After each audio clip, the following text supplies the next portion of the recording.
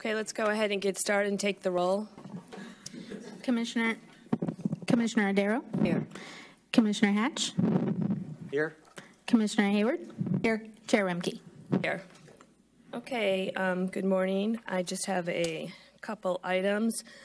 Number one, you may have seen this on our website, but the commissioners have voted to have a meeting on June 4th at 9 a.m. to discuss the proposed governance regulations. The agenda for that meeting will be posted on May 25th. Second of all, as you know, June 5th is the statewide primary election. So I have asked Ms. West to give us an update and overview on the pre-election activities her division has undertaken. Thank you. Good morning. Galena West, Chief of Enforcement. Yes, the election season is upon us. So we do certain pre-election efforts because one thing that we, of course, as a commission hold important is disclosure, and disclosure before the election is the most important kind. And what is also a side benefit is that candidates that disclose before the election are far more cooperative than candidates that lose and disappear after an election. So it's a side benefit to enforcement as well as a benefit to the people of California and the voters. So for candidate non-filing, we reached out to all 58 counties and the cities with populations of 100,000 or more, which this year is 7 cities with elections. And we asked them if they want to participate in the program. And this year, all but 3 counties and 1 city participated. And what they do is after the pre-election filing deadline, a couple days after, they will send us their non-filers, and we will contact them directly and get them to file. And so we had 87 non-filers as a result of the program, and all but 12 have filed thus far, and we're working on those 12. And then the next pre-election statement is due 5/24, so we will do the same thing for that. And the clerks seem very enthusiastic about the program. They like, of course, to get 100% filing in their jurisdiction. Another component is advertisements. So the investigators and attorneys review advertisements, political ads throughout the state to try to gain compliance before the election. And this year, with the Disclose Act going into effect in January, it's especially important for us to do a lot of outreach in order to try to get the disclosures correct. And then lots of internet searches, lots of sites that didn't have disclosures that we've reached out and gotten disclosures on, especially Facebook ads and websites. Most of the yard signs were correct, so that's good. We have something positive to report. We also look for proactive campaign money laundering during this season, where we review the statements as they come in the jurisdictions with limits in the state elections as well, and look for the patterns of money laundering. And then I would also say there's a definite increase in complaints. So in January, we received 23 complaints. In February, 47. In March, 74. In April, 83. And we're at mid-May, and we've already received 126 this month. And that's just complaints, not referrals. So it does tick up drastically. So we are trying to stay on top of everything and respond to the complaints as quickly as possible, especially ones that have to do with the election. And as far as those 12 non-filers, I know in elections past you've had to go to court to gain compliance. Is that still the ultimate or the final step if you can't get compliance? Yes, the final step is a civil injunction to cause them to file. We prepared 3 civil injunctions in the 2016, only had to file 1. And in fact, I believe he's on the agenda this month. So generally, people do comply, and we get 100% compliance before the election. Even in the case of the civil injunctions, it was a day before the election, but we will do what it takes to get everybody to comply, so it's a level playing field for everybody, and the voters have all the information. Okay, well, thank you for that update and for your division's hard work during this busy time. So, first is public comment for items not on the agenda. Is there anyone here who would like to speak during public comment for an item not on the agenda? Okay, seeing. There's nobody in the public. I did have something I wanted to bring up about that. I read an article in the news clips about Bitcoin and whether or not that's, an acceptable form of contributions. And I'd sure like to know, I wasn't around when this was first raised, but it seems like we sort of don't have a position, but we've expressed our opinions with the press at various times. And I'd like to get a sense of how do we get to no position but express our opinions, and how should we be dealing with this? I would ask legal or. As now, since it's just kind of a public comment session, we will contact you and go over our options in the next week. Is that? Yeah, I'd just like to focus on this and find out, should we have, we may well should have a formal position on, but it doesn't seem that we do from what little I can gather. Okay, we can contact you. We work out what you're thinking. And I'm not sure how I feel about it, but we should have a position one way or the other. Okay. I have some comments on that. Commissioner Odero? So I read the same article, and I was very surprised at what I read, because it really did seem to imply that we have a position. So I did some research to try to figure out what has happened in the past and when the FPPC has spoken on the issue. So here's what I found. And it's a little bit troubling, so I want to bring it out. And I know we can't have an action item on it, but I'm going to have an action item for an agenda item for next month. But so historically, number one, I spoke with Ann Ravel, and she said that had not been an issue that had been discussed by her commission. So I started doing some research, and the first thing that I could find where we are mentioned in connection with Bitcoin is, and I'm just going to put these on the record, I'm just going to hand them to you, and I'd like them added to the agenda, but is a December 2013 article about a Newport candidate who was accepting Bitcoin. And it actually says, he handled it in a particular way, and he says, I feel confident that this process will ensure that, the Fair Political Practices Commission stipulation is complied with. So I'm just going to set them here, and you can get them later. So that's the first time. So that was in December 2013. Then a council member, Rishi Kumar, in a 2014 election, accepted Bitcoin and actually had set out some interesting rules. If you're going to, you have to confirm your age and, a lot of disclosures that went along with Bitcoin. So I found that was interesting. There is no, there wasn't any mention of the FPPC on that one, but I just found it interesting. And then there was an article also in 2014 in May. So Jay, can you come up for a second? Because I have a question for you. Sure. So there was an article in May 2014 that quotes you, Jay, saying, referencing Bitcoin. It says, "They are not prohibited, but we recommend against it at this time because we want to ensure that the true donors are identified and disclosed. We're continuing to evaluate the issue as new decisions, facts, and technology develop." So I'm wondering where that came from. Commissioners, J. Alan Warenga, Communications Director. That came from consultation with both enforcement and especially legal division at the time. And that was the advice, the comments I was given. So did that get run by the commissioners? Did the commission approve this policy position? That I'm not sure of. Again, I consulted with the chief legal counsel and other legal counsel at the time within the FPPC, and that was the counsel I was given.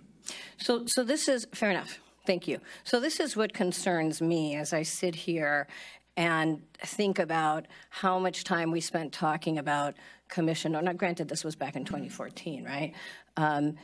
Commission oversight and underground regulations that I know Chair Remke was very concerned about last month. And I feel like this is the quintessential underground regulation, right? It's a policy position taken by staff that wasn't run by the commission at all. And I can tell you that it wasn't run by the commission because I actually looked at the 2014 agendas and I looked at the minutes of the 2014 meetings, and there was no discussion about Bitcoin. And of course, Ann Ravel confirmed that. So that's troubling. But then, then we go to the June 2014 meeting where the commission receives a, what is this called? A report of division activities from Linda Cassidy, the Chief of Technical Assistance Division. And it basically, she says in it, a revised campaign fact sheet was also posted that addressed staff's recommendation that campaign committees not accept Bitcoins until commission has reviewed this matter. And my head exploded because now I'm seeing, okay, now we have FAQs out there that are taking positions that were not run by the commission.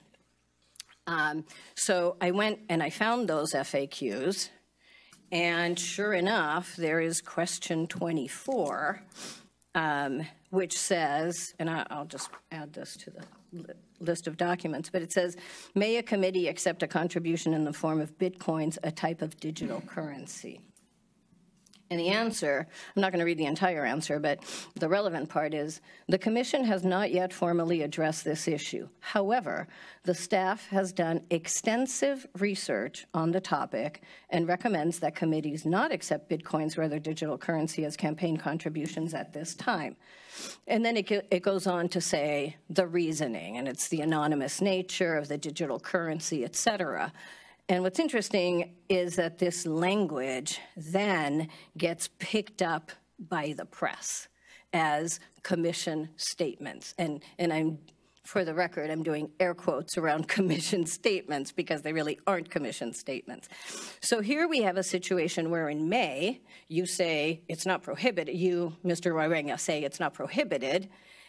And then in June, we come out with FAQs that say, number one, we haven't looked at this, although we've done some extensive research. But we recommend that Bitcoin not be accepted. And I find that really troubling, because if I am somebody out there trying to run a campaign, I'm going to wonder, what do I do, right? And so that to me is troubling, and it affected campaigns going on at the time. I mean, we have an article also in 2015 that says Gavin Newsom had accepted Bitcoin, and then that he was going to accept Bitcoin for his run for the governor's position. And then here we are again now in 2018, where Wisconsin has, this is that article that came out where Wisconsin picks up these statements made in our FAQs, which I would argue were unauthorized by the commission, and quotes us as recommending against Bitcoin. And then there's another Wisconsin article that follows that and kind of quotes the first Wisconsin article. So, I'm troubled by the fact that staff took a position at one point. Now here we are 4 years later. I personally don't have a position on Bitcoin. I don't know what the answer is. I don't have the expertise to come up with an answer. I question whether staff had the expertise at the time to come up with it. But I'm very, very curious about what this extensive research is that was done. So I'd ask Ms. Path to find that extensive research and provide it to the commission. And, you know, if we need to make it an agenda item for that next month, I think we should, and I think that's fine. But the point that I want to make for right now as a public comment without action, though I will have an agenda item for next month, is I agree with Commissioner Hatch that we need to take a position on this. I don't think that it is going to be an easy position to come up with, because I think it's a very complicated issue. But what I do know is that it is not the position or the role of staff to make that policy decision. And to the extent that there is a policy decision out there that wasn't adopted by the commission, I think it needs to be withdrawn until we take a position, and we can deal with that at the next meeting where there will be an agenda item. I will say that I think it may take more than one meeting to decide what our policy is on this, because like I said, it's a complicated issue. It involves technology. I think we're going to need to bring experts to talk to the commission on this issue. I actually had an expert in mind, and unfortunately it fell through, but I'm sure that there are plenty of experts out there who would be willing to share their expertise with the commission, who very much will need it to reach a policy decision. So I'm going to have an agenda item at the end on this, but I do want to make very clear what my position is on this existing FAQs and the fact that there was a regulation that was taken without commission approval. So that's what I have to say. Thank you. Okay, so anything else on Bitcoin before we move on? Okay. Anything else from the commissioners before we move on to item 2 in the minutes? Nothing? Okay. Item 2, the April commission minutes. Any comments or corrections from the commissioners before we approve them? Is there a motion? Is there a second? I'll second. Commissioner Darrow? Yes. Commissioner Hatch? Aye. Commissioner Hayward? Chair Remke? Yes. The motion passes. Okay, the enforcement consent calendar, items 3 through 17. Do the commissioners have any items they'd like pulled from consent for a separate vote? Okay. Ms. West? Hello, Galena West Enforcement Chief.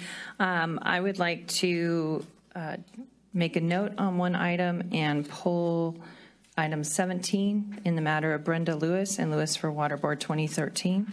Ms. Lewis has filed her statements and has indicated more than before, so we would like to try to. What was the item number? Item number 17. It was a default proceeding. I believe you received an email about it being pulled.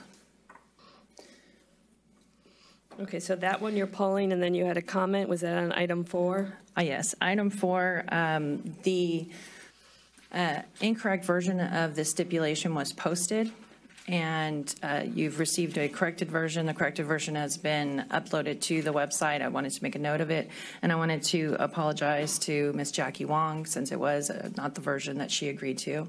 So we wanted to make sure that that was clear.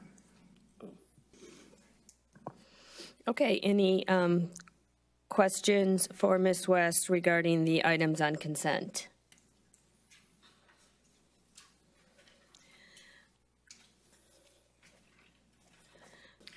I move the consent calendar. Wait, I just was looking for the number. I have a comment. Oh. I just wanted to talk about item 3 and it being the San Bernardino, and again with pre-election activities and our work with San Bernardino. I just wanted to know if you could provide kind of a, on-the-fly brief update as to what's going on with San Bernardino. This election, I know the first elections we entered into a contract with them. There was a lot more work to try to get them up to speed and get full compliance again. And so I'm just wondering where we are now. Sure. The education department would probably be the best people to answer that right now because it's currently in their court where they're working with the candidates in San Bernardino and providing advice and guidance to them to make sure that they're in compliance. When it becomes our area is after the election is over, then we will perform audits of all the candidates that reach the threshold in San Bernardino. But then the same, if they're working with the candidates now and they see an issue of non-compliance, do they refer to you to get the compliance along with the other pre-election activity? Generally, if there's an issue of non-compliance, the education division usually gets compliance with the people we contract with. Okay, that's good. All right, that's all I wanted to just hear a little bit about that. So there was a motion, Commissioner Hatch? Yes. 3 through 16 you're moving? I'm moving the consent calendar. So 3 through 16? Absent 17. Okay. Is there a second? Chair Remke, I'm sorry, I don't think you asked for public comment. Oh, I didn't. Thank you. Any public comment on the consent items 3 through 16? Okay, there is no public comment. There's been a motion, and is there a second? I'll second. Commissioner Darrow? Yes. Commissioner Hatch? Aye. Commissioner Hayward? Aye. Chair Remke? Yes. The motion passes.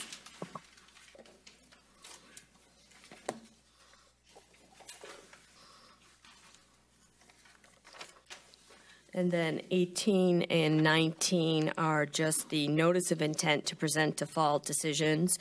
No action is required on those. Those are just a pre-warning of an upcoming default to provide as much notice as possible.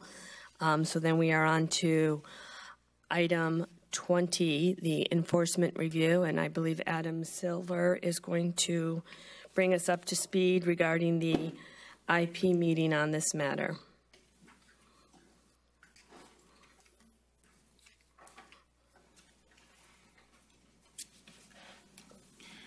Good morning, Chair Remke and Commissioners. Adam Silver, Commission Counsel. I'm presenting on item 20, the enforcement review. At its March 2018 meeting, the Commission voted unanimously to hold an interested persons meeting to discuss the Enforcement Division's priorities and procedures. The meeting was held last week and was well attended and productive. We received comment from members of both the California Political Attorneys Association, CPAA, and the California Political Treasurers Association, the CPTA. Attorneys Chuck Bell and Stephen Kaufman appeared on behalf of CPA in support of the review. Mr. Kaufman recommended that the review take the form of a task force and that the task force include 2 commissioners, 2 members of CPA, 1 member from a Democrat law firm, 1 from a Republican law firm, and an undisclosed number of commission staff. Actually, I was able to speak with Joe Guardarama from the Kaufman law firm this morning. He indicated that they'd be open to really involving any member of the public who's interested in this review on this task force. Mr. Kaufman also noted during his comments that he recommended that the review culminate following the November election due to concerns regarding workload during the election year. In terms of specific items of concern, the CPA requested greater flexibility in the resolution of enforcement cases, including expanded use of warning letters. But they also asked for greater predictability in regards to how the commissioners treat specific classes of violations. They also support an expansion of the Streamline program, which, as you know, is already being pursued by the Enforcement Division, and also an examination of the Political Reform Act's private attorney general provisions, which Mr. Kaufman believes have been abused in the past. CPA plans to provide us with a comprehensive list of the enforcement-related issues they have identified. We've not yet received this list, but once we do, we plan to post it on the Commission's enforcement review page. Mr. Furman, a member of the California Political Treasurers Association, also commented in a personal capacity. He suggested that the task force include local treasurers and political party officials. He also noted that local committees are sometimes discouraged from participating in the political process for fear of offending what they view as a complicated reporting scheme and being subject to fines from enforcement and other state and local agencies. With that, please let me know if you have any questions regarding the meeting or next steps for the enforcement review. this list of problems, did we get any idea when this is going to come in? I spoke with Joe this morning about it. He said that they have a rough draft and it'll be to us soon. Okay. Questions from the commissioners? Yes. Commissioner Hatch. On the issue that was raised about the private attorney general provisions, that's statutory, right? Correct. So, okay, were they looking for us to join with them in making recommendations to the legislature, or why would they raise that, do you think? It was a discussion point for the task force. So something that they wanted to discuss with the commissioners and other members of the regulated community on the task force so we could come up with a recommendation. All right. Okay, I have some comments. Commissioner O'Darrow. Okay, and since this was my agenda item, I'm just going to move forward with it. I would like to proceed, and taking public comment along the way is perfectly fine, but I would like to proceed with four items for decisions by the commission. The first one is I think we need to discuss and vote on the type of the work group that will undertake this enforcement process review, and I appreciate the recommendation by the IP meeting. First, I do want to say, before starting on that, I guess I'm remiss. Thank you to the staff for setting up and participating in the IP meeting. It was very helpful to have it set up, and it seems to have gone very smoothly. I didn't participate, but I read the transcript, so, and thank you for providing a transcript of it. And thank you to Commissioner Cardenas, who's not here, for having participated, and I hope that it was insightful to him. Thank you also to all the participants who took the time to come forward and give us their thoughts. They're very helpful, and I think that they provide the basis for us to move forward and actually do something. So with that in mind, here are the four things that I'd like to accomplish today. Number one, discuss and vote on the type of work group that's going to undertake this enforcement process review. Number two, discuss and vote on the composition of the work group and the method by which the members of the work group will be selected. Number three, discuss and vote on the scope of the review that will be undertaken and the end product. And then number four, provide any further instructions that we may determine are necessary to continue the process moving forward. So that's my goal. And unless somebody has any objections to those four goals, I'd like to just move forward with them. Are there any other comments from commissioners before we move forward? Okay. And as I noted, I'm happy to have comments along the way. So as to each of the four things that I want to accomplish at least. Okay, so as to the work group, I think it was very clear that the participants did in fact suggest a task force that would be subject to Bagley-Keene. I think that's very important, and I think if Commissioner Cardenas were here, I know that he would be very appreciative of that. They made recommendations as to the compositions of the group, and it was a little bit more detailed than what you said. But generally speaking, they made some recommendations. I personally happen to agree with the concept of a task force. I think that it opens up a discussion that would otherwise, at least a forum for a discussion that might not otherwise be possible through our regularly noticed meetings. It sounded like the Enforcement Division liked the idea of a task force, and to me it seems very efficient. In my mind, as I understand it, the task force would have no authority to do anything on behalf of the commission, and I want to make that very clear, other than to provide recommendations to the commission, either one recommendation or a series of recommendations to the commission, who in turn would make any final policy decisions and act on those decisions.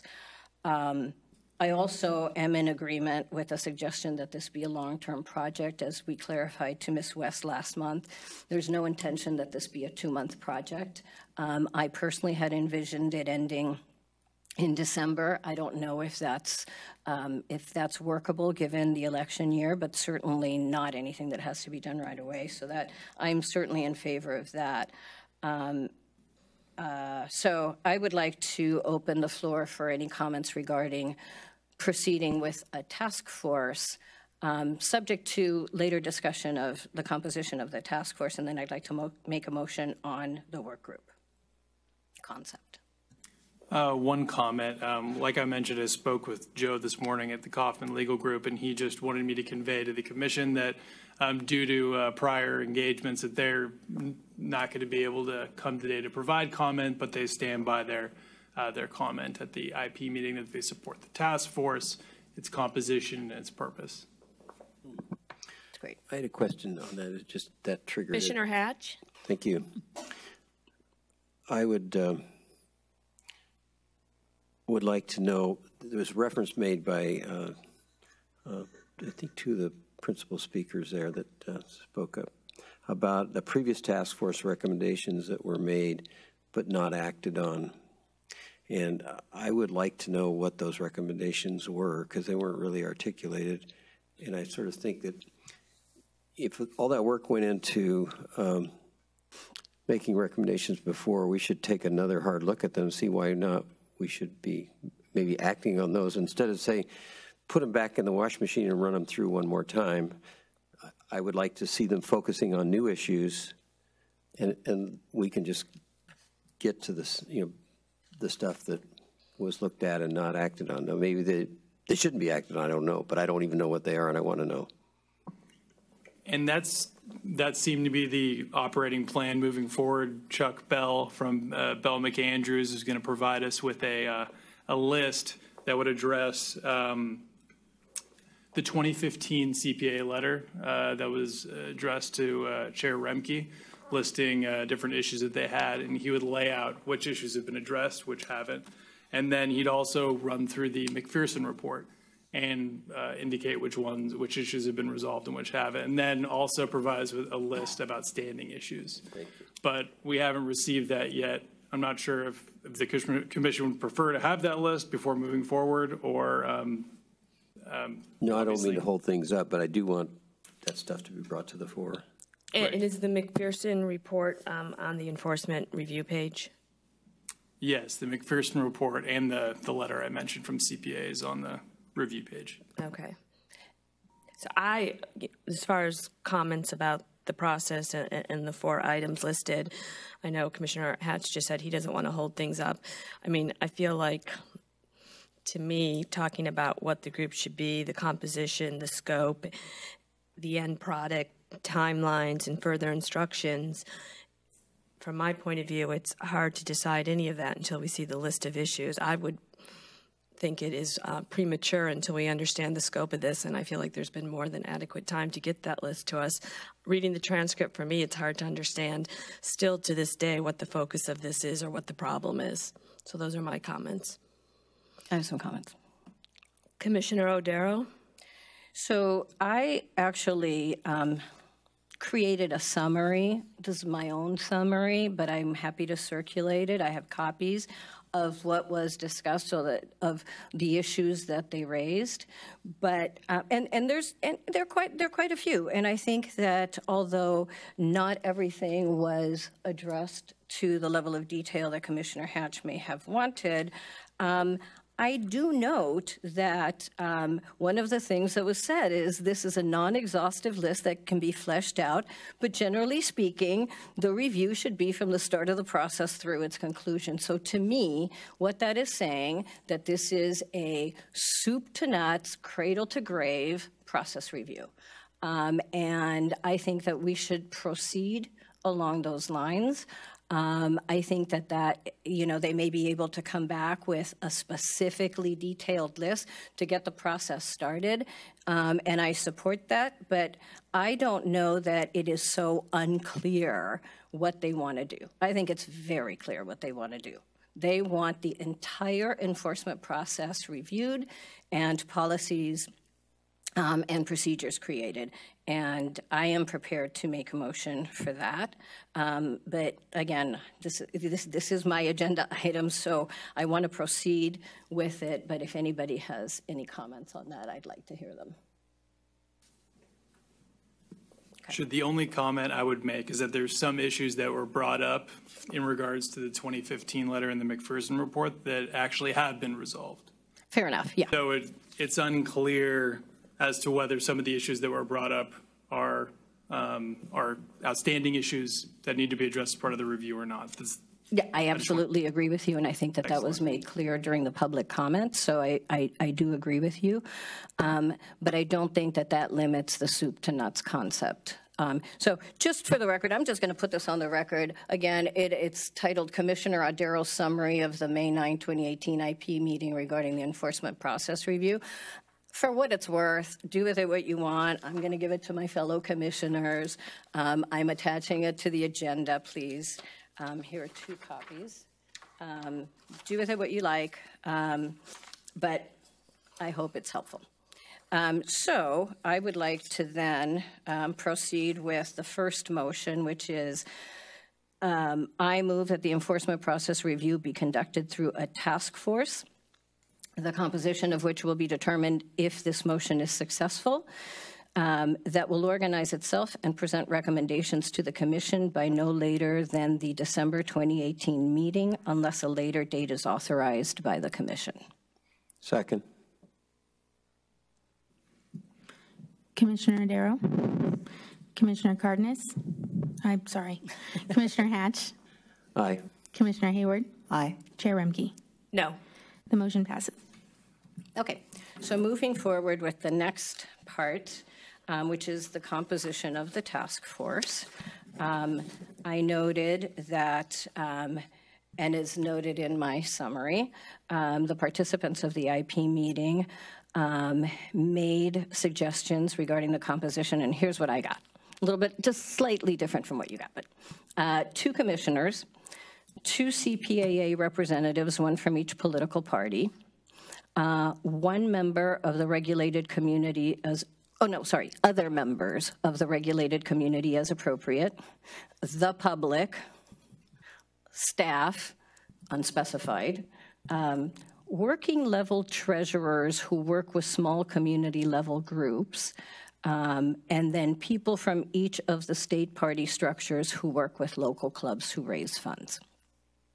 So some of this is a bit vague, at least to me, and that could be very much because I don't know what they're talking about in terms of small community level groups or clubs, but that said, I imagine that the intent was that we work through this during this meeting. So I agree that the list that they suggested should be included. To facilitate this discussion, and certainly not as a final word on anything, but as a starting point, I created a suggestion of how this task force should be composed. I do think that there should be voting members and non-voting members. I'll distribute this in, well, here, I'll just distribute. And I'll make it part of the agenda, please, if you could add it. And here's one for you, if you would, if you care, one for your table. So I think that there should be voting members and non-voting members. I propose here are the voting members that I would propose, and obviously this is a starting point for a discussion. 1 representative from academia with expertise in campaign financing and lobbying, 2 CPAA representatives, 1 from each political party, 1 representative from each selected good government group, and we'll have to decide which ones. And I suggest that we consider the League of Women Voters of California, Common Cause, Clean Money. I don't know if they're all appropriate, but I'm putting them out there for discussion, or any other good government group. 1 representative from the California AG's office, 1 representative from the California Political Treasurers Association, 1 representative, and these, by the way, these representatives, as I'm listing them, we would offer to them the ability to join the task force. If they want to, they can. If they don't want to, they don't have to. So 1 representative from the California Franchise Tax Board, 1 representative from the California Secretary of State, 1 representative from the California Association of City Attorneys, and forgive me, but I don't know with certainty. I think that group is called the League of California Cities. I could be wrong. 1 former FPPC chair, 1 former Enforcement Division chief, and any other voting members that anybody can suggest. Those are the voting members. I then think we should have non-voting members. 2 commissioners, I think they should be non-voting members because at the end of the day, we're going to vote on the policy anyway. But, 1 from each party selected by the commission by a majority vote. The division chief for each of the FPPC executive divisions, legal, enforcement, administrative, and external affairs. Or it can either be the chief or a representative from each division selected by the chief of the division. And then 1 staff member to provide 20 hours a month of administrative support to the task force selected by the executive director. And that last one I think is important because we voted unanimously to do this enforcement review, and I think it would be pretty laughable if we then didn't support it with staff. And I think that 20 hours a month is not a whole lot. It's 5 hours a week.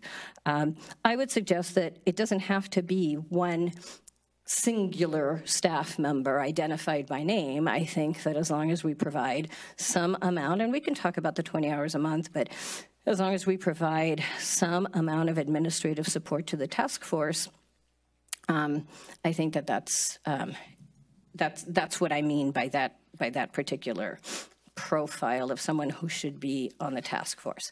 So with that, I open it up for discussion before I make a motion.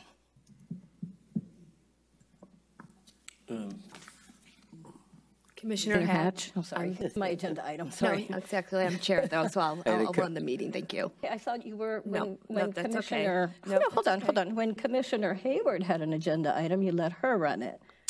She kind of took it over, but I'll just. I was the chair of an ad hoc committee. Yeah. Okay, fair enough. I'll take that distinction. Okay, is it okay if I speak now? Yes, please. Thank you. I had some suggestions for additions that I think that the County Supervisors Association of California should be invited to select a representative. They have county councils that are members of their association. I think that would be helpful. What was the name of that? So I can just. County Supervisors Association of California, their acronym is CSAC, C-S-A-C. Thank you. And I think we should invite the California Chamber of Commerce to send a representative, if they so wish, and also the California Labor Federation representing the labor element of the regulated community. And I think we should invite the Institute of Governmental Advocates, which is acronym IGA, to send 2 representatives, 1 Republican and 1 Democrat.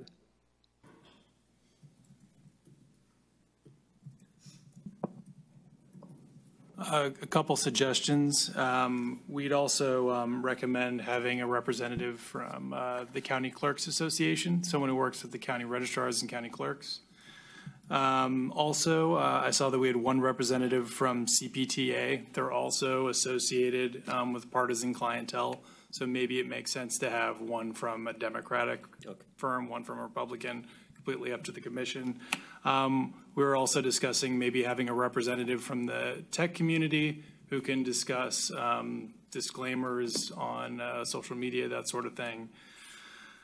I also have a roster from the Schnur Task Force that might be helpful for commissioners to take a look at to see what the composition was for that.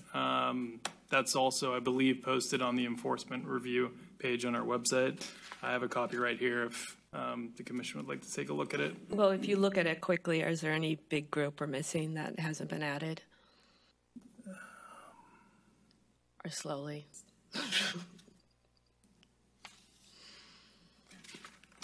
There's quite a few staff members on here. There's also representatives from the local enforcement agencies, who I think would be helpful participants, in San Francisco and LA both just conducted their own enforcement reviews.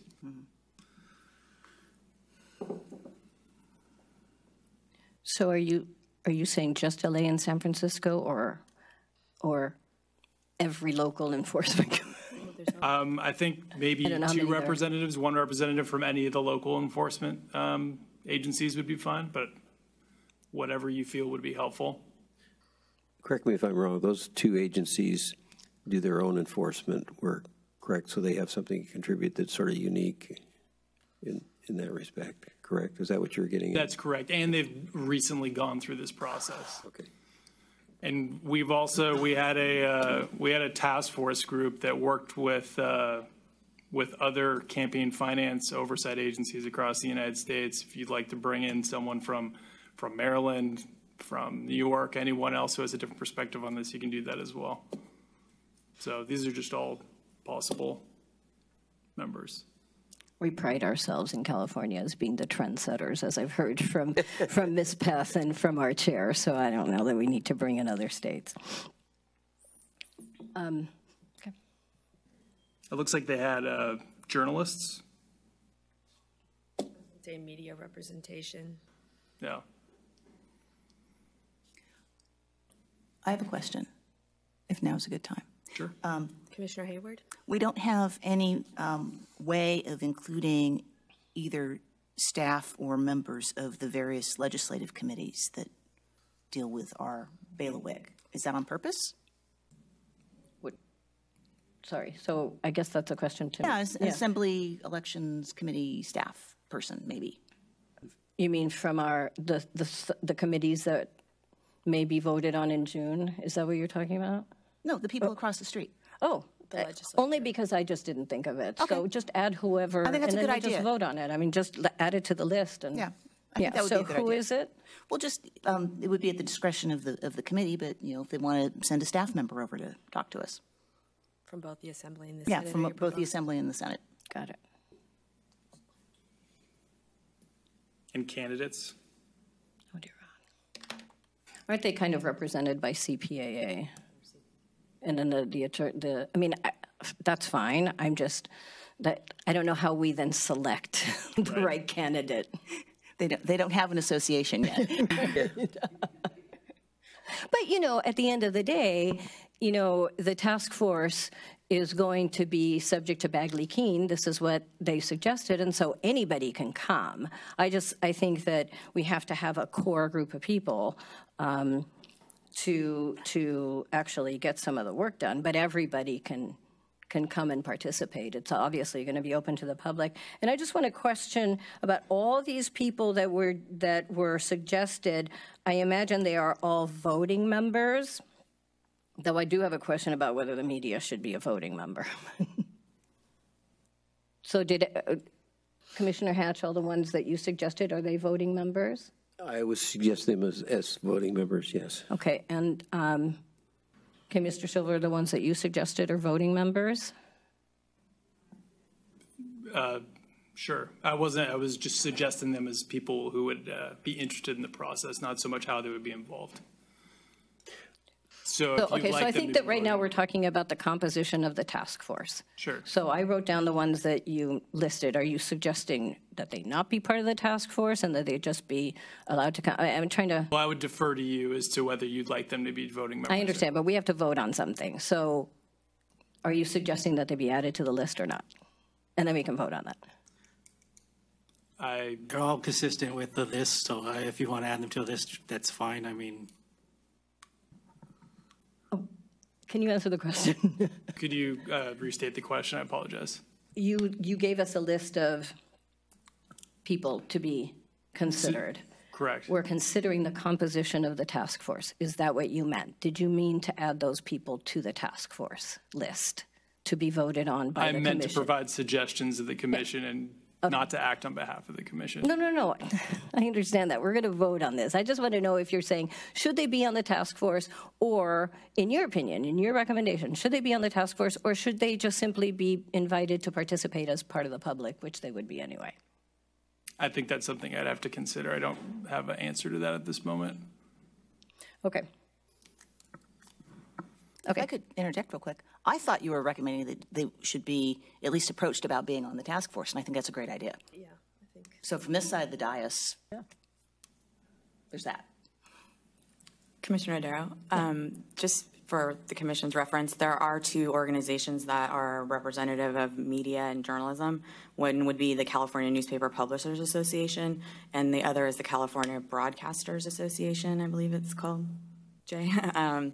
So that might, those are groups, obviously nonprofits that would sort of, represent a collective view maybe on, from those perspectives, especially like the broadcasters, obviously represent television stations that are running a lot of the ads and things like that. So they might be the type of group that can provide input as well.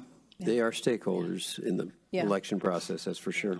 Yeah, that makes sense. That makes sense to me. Okay. Any other thoughts before we take a vote? I did want to bring up. Yes. Oh, sorry.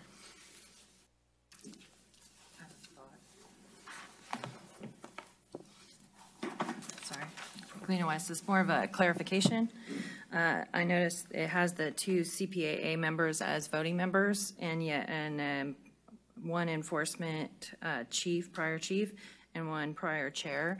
Would those be ones that are not representing people before enforcement now as members of the CPAA?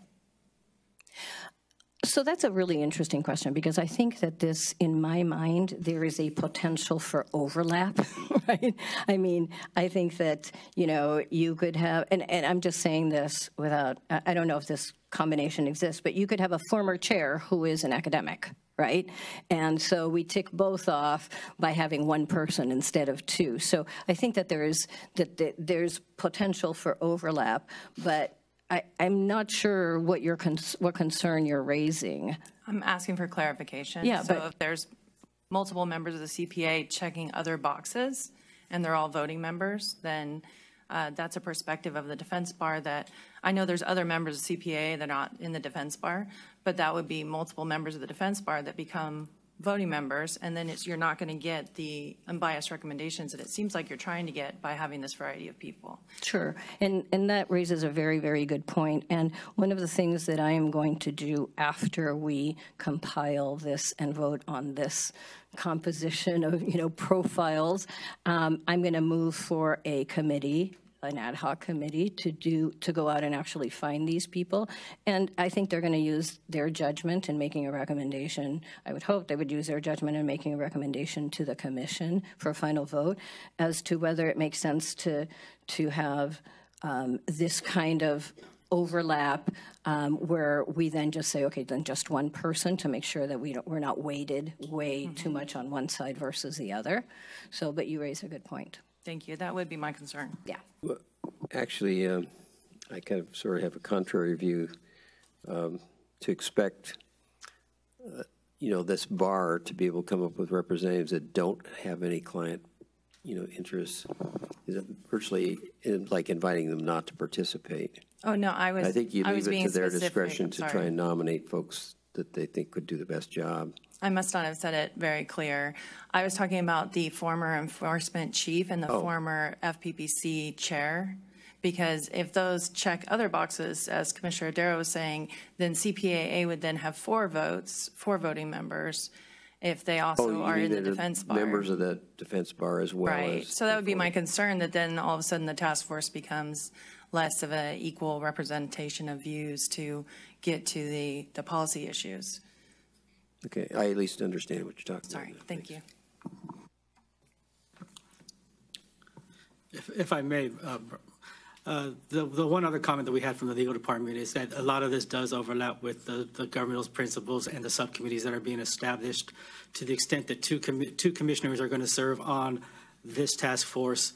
To prevent that situation where we have 2 commissioners working with Galena, working with enforcement on enforcement matters, and at the same time 2 commissioners working with the Law and Policy Committee also on enforcement matters, we start getting into those situations where we have 4 different commissioners working with Galena and the Enforcement Division on enforcement issues. So we would recommend that we take that into consideration, and that possibly the 2 members of this task force would also be the 2 members of the Law and Policy Committee assuming that moves forward at the next meeting.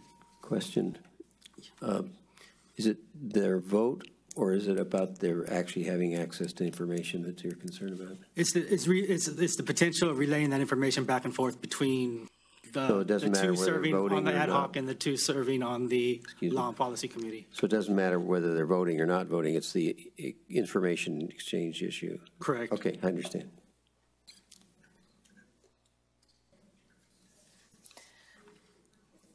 Okay, so then I guess I'm going to make a motion if nobody else has anything else to say. So I'm going to be asking for public comment, just to be clear, between each motion, just in case. So is there any public comment before we make the next motion on this issue of the makeup of the task force? Okay, seeing none, go ahead. okay. One suggestion. If I could, I would suggest you perhaps don't have members of the current commission on the task force, because they are also, people are going to, accept these recommendations and act on them. And with the concerns about causing us Bagley Keene, I don't think it's necessary that we have two of our current commissioners on the task force, quite frankly. It's up to you, but I just want to. Well, it's not up to me. We're going to vote on this, but I personally was a little surprised when at the IP meeting they suggested two commissioners. But, because they suggested them, I put them on the list. But now, subject to discussion, I personally would not mind if we did not have two commissioners on the task force. I don't know if anybody else has any comments on it.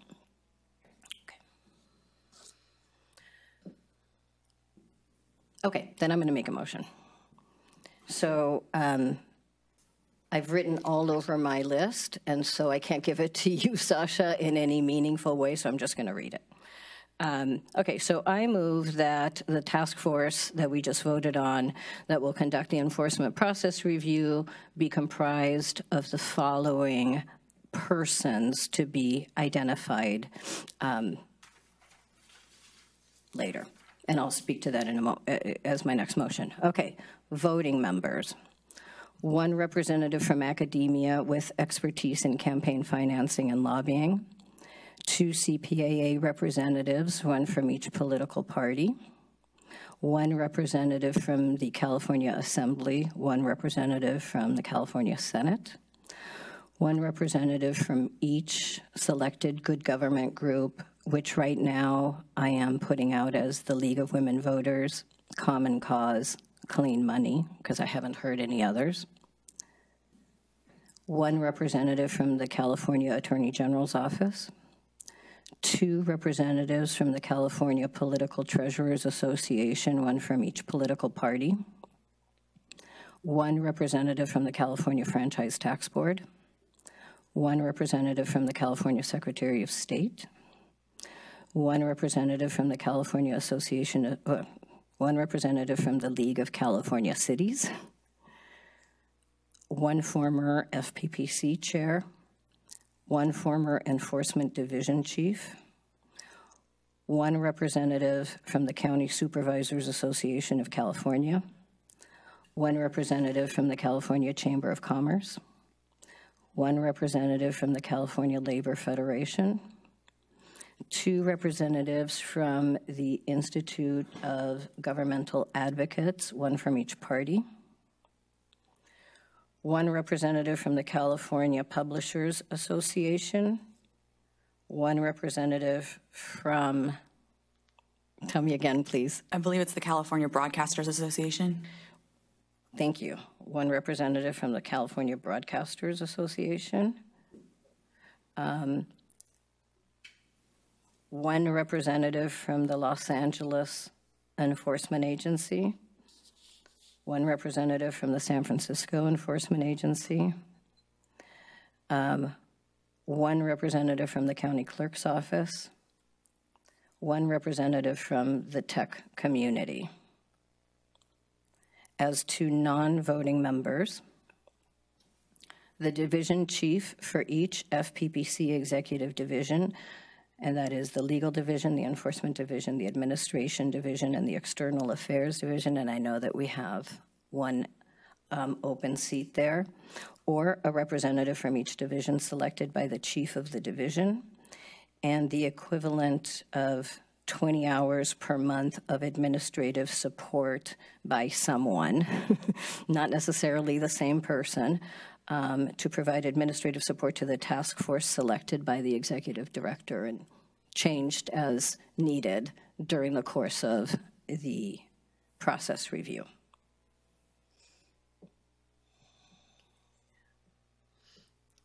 I second. Commissioner Darrow? Yes. Commissioner Hatch? Aye. Commissioner Hayward? Yes. Chair Remke? No. The motion passes. Okay, so the next thing that I would like to discuss and then vote on is, now that we have these profiles of people who are going to be part of this task force, we need to go find them.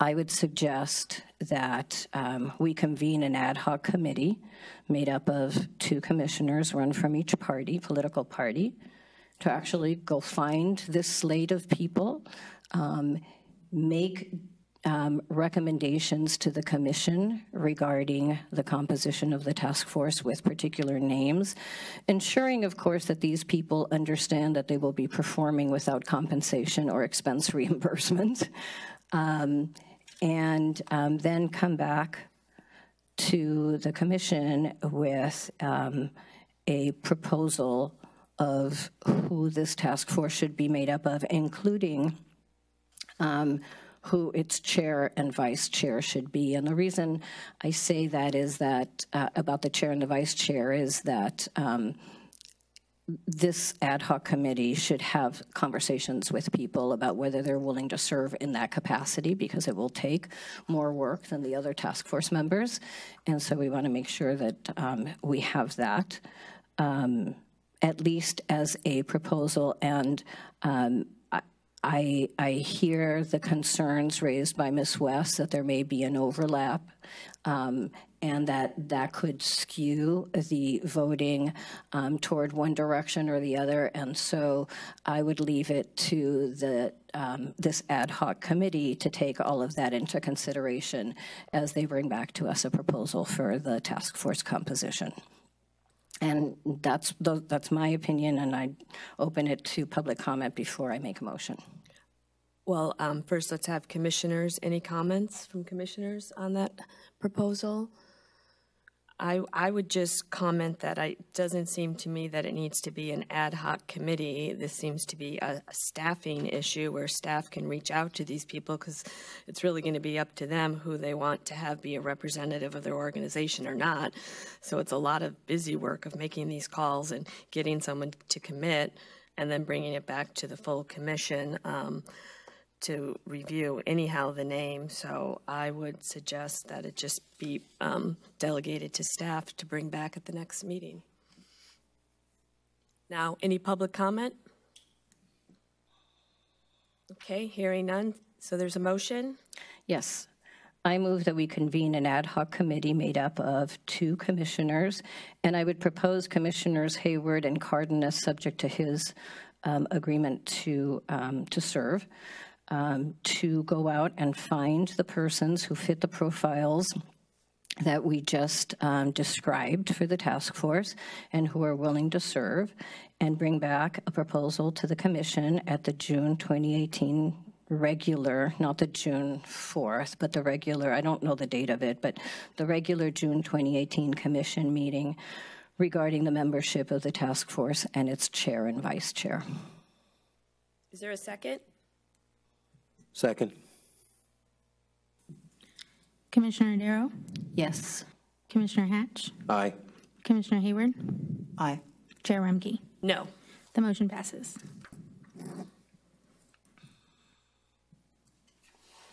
Okay, so then I would like to take up the 4th part. Okay, so the 4th motion? Yes. So one of the things that we have discussed in the past is, hold on a second. Oh, sorry, the scope of the process review. My bad. So the 4th issue is the scope of the process review. As I mentioned, I created a summary of the interested persons meeting for what it's worth. And to the extent it's helpful, it can be used. It can, obviously, the task force will come back to us with a list of its issues, which I understand to be soup to nuts, every process, cradle to grave. So I believe that there's an interest, as we heard from the task force, and a need for a review of all of the processes. This makes sense to me, especially since at the end of the day, the goal is to end up with an enforcement procedures manual that will be made public and will be updated as needed by approval of the commission. So with that, I'm happy to hear any comments from the commission or the public. Commissioners, any comments? No. Commissioner Hatch? No, I just said no. Oh, sorry. Public comment on the scope of the task force? Okay, no comments on this task force. All right. Excuse me, Madam Chair, would you ask if there's anybody from the public even here? Is there anybody here?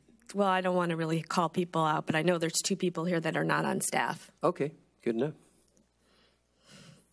Okay, so there are 2 people here not on staff, but nobody on this task force. Okay, so there's a motion. Is there a second? I haven't made the motion yet. Oh, I thought that was the nuts to bolt. No. So, Nuts to bolt? Bolts, I thought. soup to nuts. Oh, that makes much more sense. Okay. I move that once convened, the Enforcement Review Task Force be and hereby is charged by the Commission with the task of conducting a process, policy, and priorities review of all of the Commission's enforcement processes, top to bottom, cradle to grave, soup to nuts, with the end product being a written recommendation or set of recommendations for approval by the Commission regarding its processes, policies, and priorities, to be presented to the Commission by the task force no later than its December 2018 regular meeting unless the Commission otherwise sets a different date. The Commission can then at that time decide how it will implement and make public these processes, policies, and priorities, including the publication of an enforcement manual on the FPPC website that will be maintained and updated on an ongoing basis as needed. Second. Commissioner Adaro? Yes. Commissioner Hatch? Aye. Commissioner Hayward? Aye. Chair Remke? No. The motion passes. Okay, was that all your motions on this? No, actually, well, yeah, that's all my motions, but I do think that we need to give some instructions to staff on something that is outstanding, and that is at the original meeting where we discussed this, we identified some of the documents that needed to be placed on the website in the specific enforcement tab, if you will, that was going to be created. And I appreciate the fact that the tab was created and that there are some documents on it. But I also note that a lot of the documents that we discussed were not on it. And so I just want to remind the staff, and we can certainly discuss who is going to be, and I think we should have somebody be responsible for this so that it doesn't fall by the wayside. But I think that by our June regular meeting, and I don't know, Aaron, maybe this is something that falls under you as executive director, but somebody needs to gather the training documents that were discussed, the investigator's manual that was discussed, any other documents related to enforcement policies, priorities, procedures, and it all, I think that if, I'm sorry, I thought for some reason that I had brought a list of what those were that we had discussed, but it's easy enough to find the list by going back to the very detailed meeting minutes, And I would like to see all of those documents gathered and put on that website, or that tab of our website. I think that will be very helpful to the task force. I am mindful of the concerns that were raised about privilege and trade secrets, although I think that was facetiously raised because we don't have trade secrets, but privilege that may preclude the disclosure of some of these documents to the public. And so to that end, I think that if in gathering these documents, Ms. Peth, you identify documents that should not be made public for some, and there's some legal basis for that, I would ask that you ask the chair to add to the agenda a closed session at which the commissioners who own the privilege can review and understand the legal basis for withholding documents from the public, and then make a decision if there is a privilege attached, whether we want to waive the privilege in favor of transparency and assistance to this process review. So I don't think we need a motion. I think we just need an instruction. Yes, I understand. So we'll review the transcript and make sure we have all of the appropriate documents. And if there's a privilege issue, we'll address that. Privilege or any other reason to not publish a particular document that's responsive to the list that we discussed. And again, I'm going to bring up trade secret because I do think it was a joke, but just in case there is a contention that there are trade secrets, I think that we should discuss that at the closed meeting.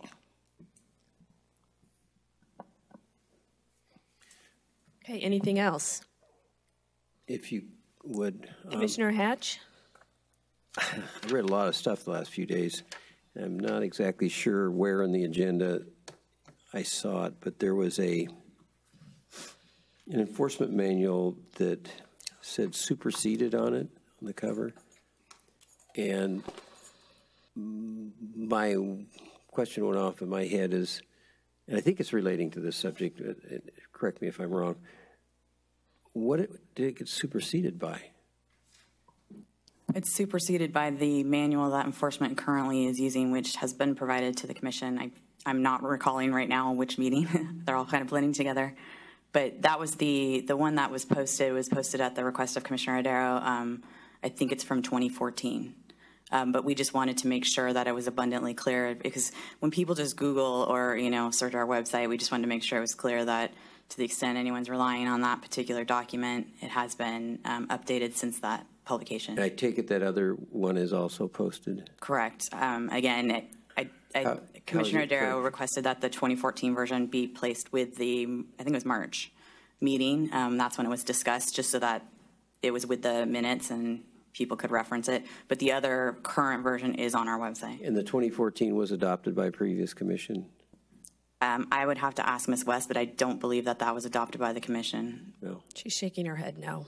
So should we legend that as a draft? Or I'm not sure. Was the original, the one that says superseded on it, was it adopted by a previous commission?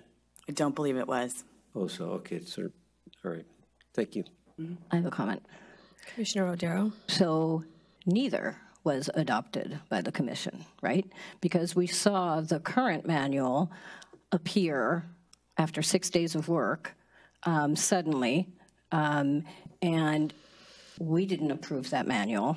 So I would suggest, to the extent that anybody's going to take a position that the 2014 manual was not approved, neither was the current manual. So I think fair is fair. And you either take out the superseded, because it hasn't been superseded by anything that the commission has approved, or you make them both say draft, or you add some legend that makes it very clear that the current manual, that is half the size of the 2014 manual, without any review by the commissioners, be marked as draft. Is that what you were? Well, I think that would satisfy my concern. I didn't know if we had something that we'd adopted that replaced the one that said that it was superseded. And it's still not clear to me that it was superseded. Right. I think the point is that these enforcement manuals are used internally and have been used internally by enforcement staff for their day-to-day operations. And so there was, at least we know, a 2014 that, again, was created internally through the chief and staff, used. And then Ms. West had been working for some time on updating that. I think probably it's fair to say since she was named chief in 2015 to update it to current practices. And as she stated at the public meeting, it's a living document. When processes change and priorities change, they change it as well. But it's also fair to say that none of those internal staff manuals have been reviewed or approved by the commission in the past. So that's just to get us all on the same page. So it's something for the future for us to figure out what to do. Right. I think that's part of this task force as I understand it. I just want to make sure that we are not misleading the public with respect to the I don't want to say value, but I just want to make sure we're not misleading the public with respect to what our policies, practices, and procedures are. And I think that that enforcement manual contained policy statements. As I recall, the 2014 manual had some that disappeared in the new manual, and so I am very concerned about that. So I don't think that it's accurate to say that the 2014 manual was superseded. I also don't think it's accurate to present the current version of the manual as something that is our policy procedures manual. And so I think that we need to be careful with how that is put out on the website, and I would suggest and you asked the question, so I don't know if you have a motion, Commissioner Hatch. No, I just can figure out why. Well, I would. What was the current policy? Okay, well, then I would move that the legend of the quote, superseded, end quote, legend that was placed on the 2014 manual without discussion with any of the commissioners be removed, and that we can replace it with something that says, you know, in process of review, and that we add that same legend to the current manual. But it is superseded. We could take it off, but it is no longer followed or used. And the goal was not to mislead people. So, I mean, what is the point of taking off language that is accurate? So that's my motion. Is there a second? Second. Commissioner Darrow? Yes. Commissioner Hatch? Aye. Commissioner Hayward? Aye. Chair Remke? No. The motion passes. Ridiculous. Anything else on item 20? No, thank you. So item 21, thank you, Mr. Silver. Item 21 is regarding the commission authority to set aside a closure letter. This was continued from last month's agenda item. Zach Norton drafted the memo from Legal Division. Good morning, Mr. Norton. Good morning, Chair and Commissioners. So, Commissioner O'Darrow, this is your agenda item. Do you have any questions for Mr. Norton? Yeah, questions and comments, I think. So thank you. I have read the memo, and I think it answers the wrong question. The question that I had asked was, can we revise a closure letter that in a matter where the decision has already been made to close? This answers the question, can we affect the closure decision? And that wasn't the question. That was not our intent. And I'll speak for myself, that was not my intent. This was in the context of the Lucan matter. You'll recall that my concern was that I was dissatisfied with the language of the closure letter. For two reasons. It was, number one, inconsistent with language that was used in other closure letters. And it appeared to have intended to cast a cloud over Mr. Lucan, which I personally found objectionable. So as I read this memo, I can go through it with you if you'd like, but I find that this memo doesn't provide the information that we need. I do believe, having done my own research, that is because there is nothing that prevents us from changing the language of a closure letter once the closure decision has been made. And so if you'd like, I'm happy to tell you why I think this memo is off, or we can just move forward with, and I'm happy to answer questions of commissioners who may have questions about why I think this memo doesn't answer the question, or we can just move to a motion. Any questions from commissioners? Any public comment on this item? Okay, so there's a motion on, is it item 21 you're making a motion on? Yes, and I'll have a motion for 22, but we'll take it one step at a time. Okay, so your motion for 21, if we can hear the motion, maybe then we'll have actually comments from the commissioners or public. Sure. I move that we direct the Enforcement Division that on a go-forward basis and until further direction from the Commission, closure letters be limited to the language of closure letters, also known as no-action letters, to one of the two reasons for the closure. One, the facts show no violation, or two, there is insufficient evidence to prosecute, and that no other language be interposed, including language such as, quote, this is not an exoneration, end quote, or anything that in any way implies anything different than the two reasons stated above, which, by the way, I will say I got from our own website, which describes the purpose of closure letters.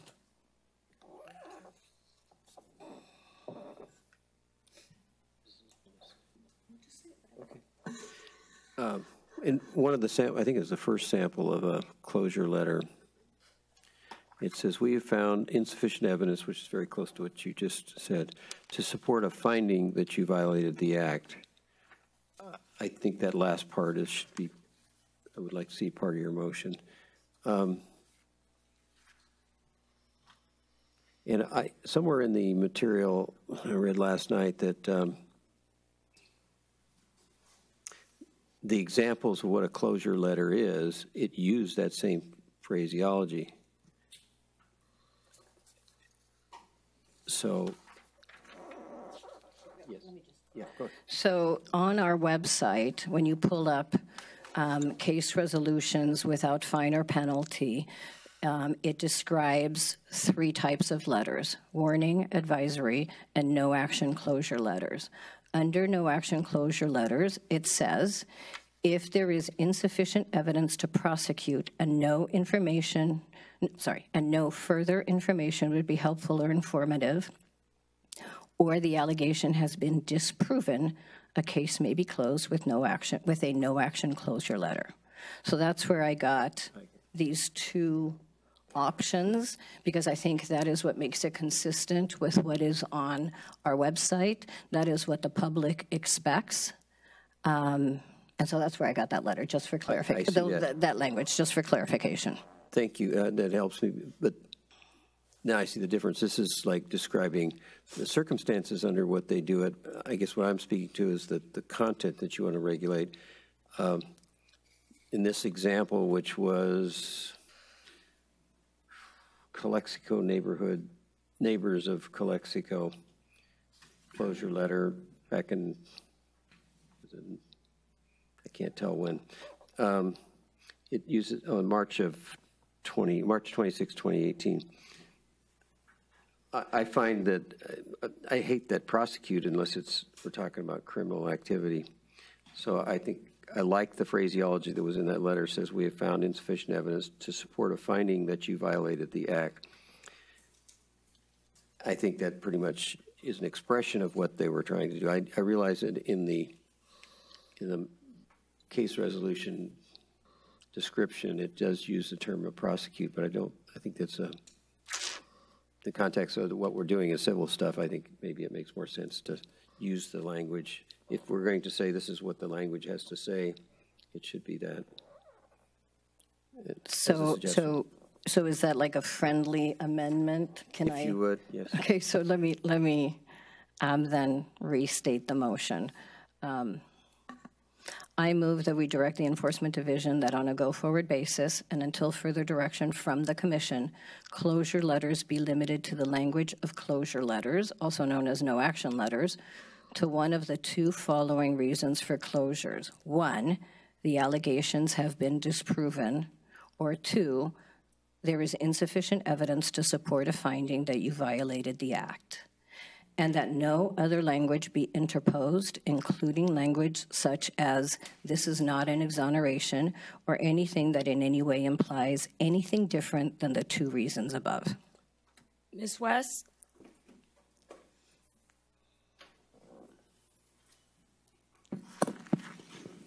Certainly. Galena West, Chief of Enforcement. While it's true that the language that you got from the website is what it currently says, we did not change that language in anticipation of the enforcement review. But I did include in the packet the other letters that are no action closure letters. So I assume by your motion that these would no longer be allowed. And so I would like direction on how we would handle these cases. Like, for instance, the second letter is the Kelly Hancock letter, and it says, on March 8th, you informed the Enforcement Division that Mr. Saucedo had filed his assuming office SCI for the position prior to your referral. Therefore, the Enforcement Division will not pursue this matter. So it's a referral that got opened into a case, but then the referring officer declined and said, I'm sorry, I did get the thing. So with that... See, I would see that as the allegations have been disproven. But they did violate. But didn't they take it? I don't understand the context of this, so I apologize. You have it, you dealt with it, and you have it very clear. Certainly, it's a referral from a filing officer on an assuming office SEI. But prior to the referral, but after the deadline, the SEI was filed. Oh, I see. And so we did not pursue the matter. Well, then why isn't that insufficient evidence to support a finding that you violated the act? Because they did violate. They did violate. So it was, did they pull back the referral, so to speak? They contacted us and said, you know, we're all good. Please don't act on our referral. I wonder if we then add something. Haven't we fined people for this in the past? We fine people for not filing their assuming office. They get 2 contacts from their filing officer before it becomes a referral to us. And then after we attempt to comply with them, it falls either in warning letter or streamline. Okay. So your concern makes sense to me, and I wonder if we then add a third reason that would be permitted, which would be something to the effect of the complaint was withdrawn, the referral was withdrawn, whatever was withdrawn. I would hope that you would make it more broad than that if it's going to be a formal motion, because you have a suggestion? There could be such as what? Such as the Enforcement Division will not pursue this matter further, period. Without giving a reason as to why? So just to understand your motion, the closure letters would not give the complainants any information on why the matter has been closed? It would only have these statements? No. So, and fair question. The closure letters, and I have the Lucan letter here handy, I'm sure, goes through like 2 or 3 pages of stuff, right? And you review what you looked at and what you considered, and then you have the "and we are closing this" type paragraph. That's where I have a concern. That would be the only thing that I would touch on those types of letters, is that paragraph that gives the reason, because I really do think that what was added to Mr. Lucan's letter was inappropriate. That's my personal view. We can leave it at that. But I think that if our website says, under these circumstances, people will get a no action closure letter, that's what our closure letter should say, and not, add some language that does anything to create a situation other than say these 2 things. And we can agree on a third thing if you're saying, we need something for when somebody withdraws a complaint. I think that's fair. Sure, and I think that this language does work, because if you look at the Marion McWilliams letter, then this was a case where they mistake a local jurisdiction mistakenly handled a request for SEIs as a California Public Records Act request, which has different deadlines than requesting SEIs. And so we issued this no action closure letter, again, with the "we are closing this matter without further action." And that's why I would propose that as the third option, because it fits into different scenarios, which is why I gave you different letters so you could see that. I guess I wouldn't have a problem with that. You know where I'm going, where I have the problem, right? I have a problem with but this is not an exoneration. I think that undermines what the reason for the closure letters, and so I wouldn't have a problem as long as it's very clear to you as a direction from the commission that we don't want that type of language. I received the message many months ago. I appreciate that. I'm sorry. I'm sorry if I could interject. I found that one phrase to be prejudicial and unwarranted, and it was not consistent with the language of other closure letters that you provide as an example. So I think that was a case where somebody just kind of wanted to slap them or something. I don't know. It's not consistent or appropriate in my view. I understand, and I also understand the attorney's reason for putting it in there, and because the case was a 50-50 case, but I've received the message. I get that won't be a sentence that we use moving forward. So perhaps that could be the motion, not to say you are not exonerated in a closure letter, and leave it at that, so that they have the ability and flexibility to write the facts and explain why something's being closed. Right, and I think that was put in that letter not to be malicious, but because that letter was specifically to go get legal advice. And I think you could have said go get legal advice without saying you're not exonerated. I totally understand, and I'm not saying that I understand what's going on. I was just trying to give you the perspective of the person writing the letter. And Mr. Lucan has sought legal advice multiple times. And good for him. And the complainants are unhappy that it wasn't prosecuted. So but we're here to make everyone happy. Well, but see, to me that's a different issue, right? I respect completely your decision to close that matter. I don't want to cross the divide. I have no interest in second guessing. That's why I think that this memo answered the wrong question. I believe that you have the ability and the obligation to make the decision of when to close and when not to close. I have no intention of reopening that, trying this case, nothing of the sort. I am here only, my motion is only with respect to the language, and my motion stands with the exception that I'm happy to, if you can tell me that third option of language, I'll add it to the motion, and then we can, have further discussion, public comment, and then take a vote. Sure. And as I said, you can use the one that has prosecution in it, which Commissioner Hatch has expressed a dislike of, but I think that it's for this third situation is we are closing this matter without further action. I think that is the succinct statement that has been consistently used, or the option is we will not pursue this matter further. I think respondents like the word closed in it, but. See, I want to be careful with that. I appreciate that, but I want to be careful that that sentence doesn't become the sentence that then is used whenever you don't want to say the allegations have been disproven or there's insufficient evidence. I don't want that third choice to, because in my mind, this third choice leaves this weird question out there and a cloud over the person. And I'm troubled by that because I don't want, well, I've said it. I'm troubled by the possibility that this third sentence would be used to create a cloud over the person. Just, it's a little bit less than you're not being exonerated, but we're just closing it without giving any reason. As our very own website says, there are 2 reasons for closing a case.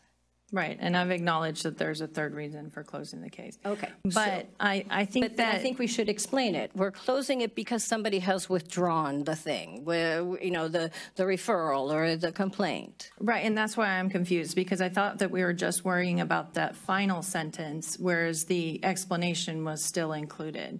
So that's why I thought the final sentence being that sentence would be a consistent sentence that could be agreed upon, as opposed to one that I could put in fact specific. It does sound more like you're concerned with my judgment that I would be using this as some sort of catch-all. And I think that by showing you all of these letters, that has never been the case. And I don't see that as an issue. When there are insufficient facts to move forward, there just aren't. Or resources do not dictate moving forward.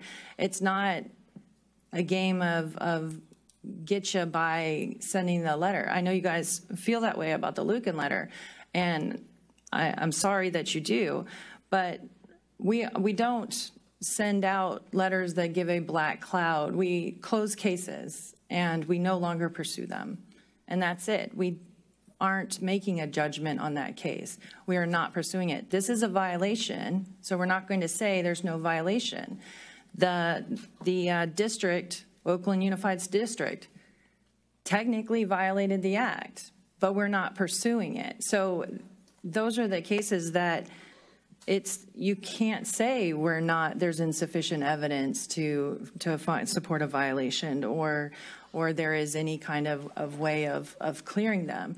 The act has a lot of technical rules that we don't want to issue warning letters for. We can, because it's technically a violation of the act. We don't want to, and I don't think that's what you're wanting us to do. No. And so I think that sentence, I've never had anybody that received a letter like that be confused about what it meant or indicate that they wanted more from that or a different explanation. They understand that we're not pursuing the matter and the case is closed. Okay. You used the term warning letter in that context of your explanation. We were really focused on the no action letters, not the warning letters. I totally agree. And what I was trying to make the point of is that 2 of these no action letters could have technically received warning letters because they had technical violations of the act. But we chose to just close with no action because of the mitigation, de minimis violations, and trying to, as has been indicated, take it easy on people and say, hey, you're aware, so don't do this again. That's the situation I'm trying to address. Given all of that, I am happy to add a third sentence. As you suggested, we are closing this matter without further action with the request that it not be used when instead you could say the allegations have been disproven or there's insufficient evidence to support a finding that you violated the act. And with that understanding, I'm happy to revise my motion to include that third sentence. And then all of that said, we can certainly keep an eye on closure letters. And if we feel uncomfortable, we can come back to it. Certainly. Second. Commissioner Darrow? Yes. Commissioner Hatch? Aye. Commissioner Hayward? Aye. Chair Remke? No. The motion passes.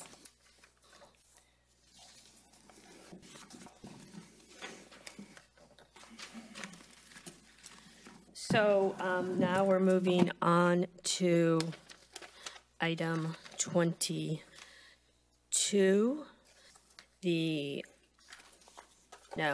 22, the letter regarding closure of Eric Lucan matter, case 16284, which was closed on November 7th, 2017. It's been previously discussed, and Commissioner O'Darrow asked that it be placed on the agenda again. As Ms. West noted earlier, there have been some public comment letters. Is there one or two? Yeah, two with the addition of photos on one, which have been posted and are part of the agenda item now. So Commissioner O'Darrow, you asked for this to be brought back. I did, and my obvious intent is to have a revision of the Lucan letter, closure letter, not, as I said earlier, to revisit your decision to close the matter. That is certainly within your purview. But I do want that letter revised so that it is posted, and he, of course, receives the letter eliminating the language in that paragraph, leave the entire letter as is, but eliminating the paragraph, revising the paragraph accordingly. And I'm very sorry, but I had a track changes proposal, and I may have left it somewhere. Hold on, maybe not. If you give me 2 seconds, while we have public comment or any commissioner comment on this, I'll look for the specific proposed language. But in the meantime, I do have, I found it. I want to, so that everybody's on the same page, I want to distribute to the commissioners a copy of the Lucan letter. And you have one in front of you, I take it. Okay. And then my proposed revisions in track changes. So here's this. That's in the packet.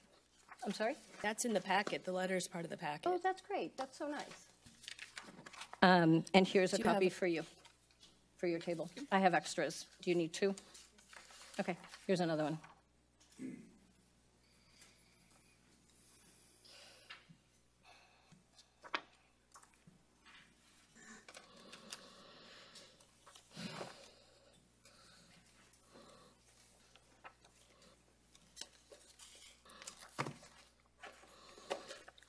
Well, I'll start with my comments, which I think go back to item 21 and address the issue of why this is inappropriate for adjudicators to reach into the work of the prosecutor's office and direct changes. We do not have a case before us. We do not have this file before us. This, I think, is outside our jurisdiction to revise a case with complainants, with a respondent, and the case has been closed now for over 6 months. Not to mention that there's been a motion twice to amend this letter that failed. We're trying for the third time. I think the message has been heard loud and clear that commissioners do not like the language that this is not a letter of exoneration, but in fact, that's the reality. It was not a letter of exoneration. It was a letter stating out the facts and that it was going to be closed. However, based on the circumstances surrounding Mr. Lucan and his many decisions in Novato, that there was concern if he assumed this was an exoneration, that he wouldn't pause and seek legal advice as he's continued to do in the future. So I think that the item 21 memo to us in our role as adjudicators of enforcement cases makes it clear to me that this is not something we should be doing on a particular case. I was uncomfortable even directing the prosecutor, who has discretion, how to exactly word a closure letter because they are unique and she should have the flexibility. That's why I voted no on that. Now to actually dig into a case that has been closed for over 6 months, I think is highly inappropriate in our role. Any other commissioners have comments on the proposed motion to amend? Madam Chair, Commissioner Hatch? I'm a firm believer that it's never too late to right a wrong. Having said that, looking at the draft that was just furnished to us by Ms. Odero, I would like to ask as a friendly amendment that in her red line that we strike the word prosecute and insert support a finding that you violated the act, which is the same language that was in that example letter that I based my concerns on in the earlier agenda item.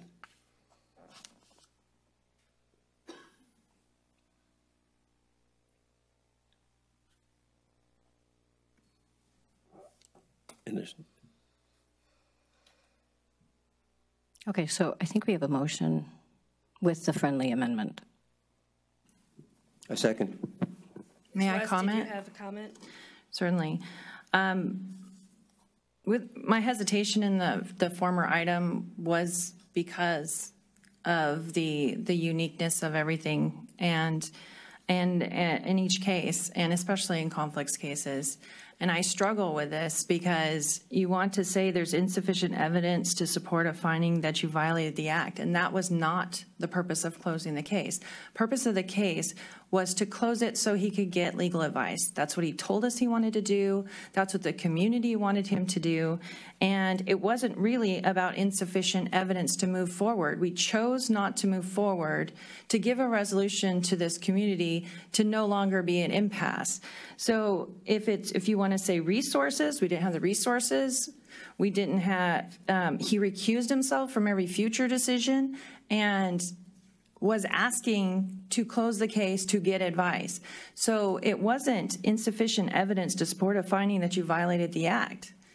I know that I got tangled up the last time that we talked. I said the same thing 5 times, but on the 6th time, I think I tangled it because I wasn't reading from the letter, and I stopped doing that because it was more conversational, and I shouldn't have done that. But the letter does not say he didn't violate the act because we can't say he didn't violate the act. And we can't say there's insufficient evidence to support a finding that he violated the act because that is not the purpose of closing this case. The purpose of closing this case was so he could get advice and the community could move forward.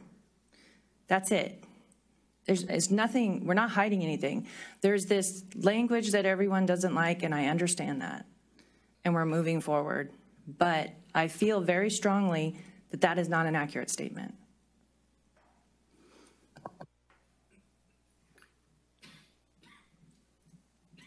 I just realized that I can't tell what the that phrase replaces, the sentence. Prosecute.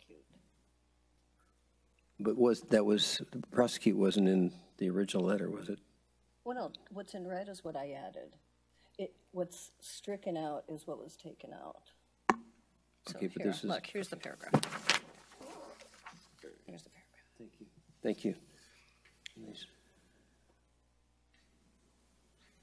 Oh, you're not pursuing the matter. Oh, I see. There would have been a period there. Okay.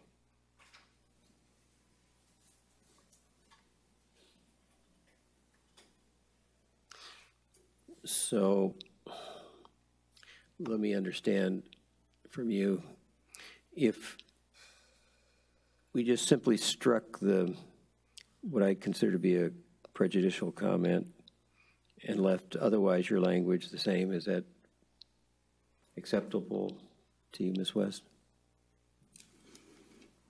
As a commission action on changing the letter, yes, that would be more acceptable. This is not a letter of exoneration, that portion. Right. In other words, it would read as it does now, ending with the phrase pursuing this matter, period. And then we would delete the phrase, please note, however, that this is not a letter of exoneration. And then your new sentence would start with, you may wish to request. I believe that doesn't change the conclusion of the letter. Is that acceptable? I just have I have a hard time with this because I invite you to read what you said to us earlier. And I think that you're changing the story. I think that what you said to us was we directed him to go get advice. And now you're saying he requested that we close this so that he could get advice. I think that I believe that the letter was mean-spirited. I think it was inappropriate, and I think that letter has been hanging out there for 6 months now, and I think that we should fix it in a way that that lifts this cloud from above Mr. Lujan. And I will tell you that I know that, and for the benefit of Commissioner Cardenas, who made the comment at that time that we're not in the business of protecting politicians or helping them clear their names, or I'm paraphrasing, and I'm sure that we can find the exact language, and I don't mean to misparaphrase, so if I am, I apologize, but I think the record speaks for itself. But my response to that, and I think is relevant to the situation here, is I think that we are in the business of making sure that the Political Reform Act is enforced fairly, not arbitrarily, not capriciously, not maliciously. And I think that's what this letter did, and I think that I think we should fix it in a way that makes that wrong a right, or corrects that wrong. That's my position. So are you accepting Commissioner Hatch's, latest proposed amendment to your amendment? No. So you're leaving it, you want to make the motion and leave it at because there is insufficient evidence to find a violation of the act, is that correct? Because there's insufficient evidence to support a finding that you have violated the act. That's your motion, despite just hearing from Ms. West that that is not an accurate statement. That's my motion. Okay. Is Mr. Lujan here to speak on his own behalf as opposed to us being advocating for him? No, he's not here. Anyone else from the public who'd like to speak on this other than the public comment letters we already received? Okay. Is there a second on that motion as stated to maintain the language as insufficient evidence to find the violation of an act? I'll second it. Commissioner Darrow? Yes. Commissioner Hatch? Aye. Commissioner Hayward? No. Chair Remke? No. Motion is tied. Okay, then I have a motion that I'd like to make. Commissioner Hatch? I would just simply ask that we strike the please note, however, that this is not a letter of exoneration, and the sentence would begin with "you may wish." So it'll be under these circumstances, we are not pursuing this matter, period. Next sentence, you may wish to request advice. Exactly. Is there a second on the motion? I second. Commissioner Darrow? As a compromise, yes. Commissioner Hatch? Aye. Commissioner Hayward? Aye. Chair Remke? No. The motion passes. Okay, so that's item 22. We're moving on to item 23, which is an email from Mr. Lujan to all the commissioners. And this was thank you, placed on the agenda. I can't remember if it was at your request, Commissioner O'Darrow? Nope. Oh, I think it was just placed on the agenda to see if there was any reason to discuss this further. Correct. That's all. Okay, so Brian, do you want to just let us know what we have here, if anything, and if there's anything we need to discuss, or if there's any update on this issue of conflicts and the 500-foot rule, which I believe this is not actually an issue about 500-foot rule. Just commenting towards the letter, I think there is a pretty inherent misunderstanding of the 500-foot rule. Mr. Lujan is arguing that in the past, the only thing that would be required is an examination of whether or not the property was within 500 feet. But this is not a matter of simply an interest in a piece of property. This is a matter of a business interest as well. And we've always had different materiality thresholds for interest in business as well. So this would always have required a second review of whether or not the decision would potentially affected the business interest. And in this particular letter, we had a long-term stay hotel, I believe the first one in the city, that was in somewhat competition to his rental, 3 rental units. So it is a much more complicated analysis than just it's easy enough fix to do a 500-foot rule kind of situation is all I just wanted to point out. On top of that, as far as the moving forward with the conflict of interest project, some sort of conflict of interest bright line recommendation, it is still something that's scheduled, that's tentatively scheduled. I mean, at this point, we've just been really busy with the governmental principles.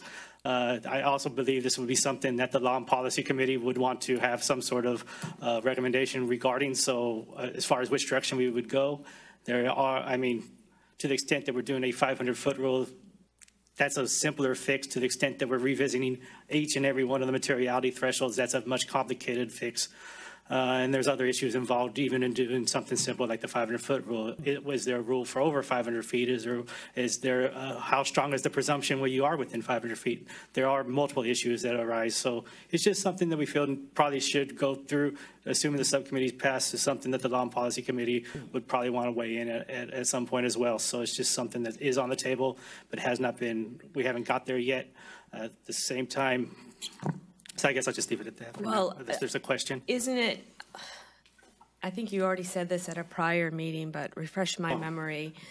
After all these conflict rules were changed and there was some concern, issue, confusion, you reached out to the regulated community, correct? Yes, that's actually, you just reminded me what I was starting to say. About a year ago, we did reach out to multiple interest party, California State Association of Counties, Special Districts Association, League of Cities, the California Political Attorneys Association, and Sean Mason, who was formerly with League of Cities, who was kind of instrumental in the last set of conflict of interest.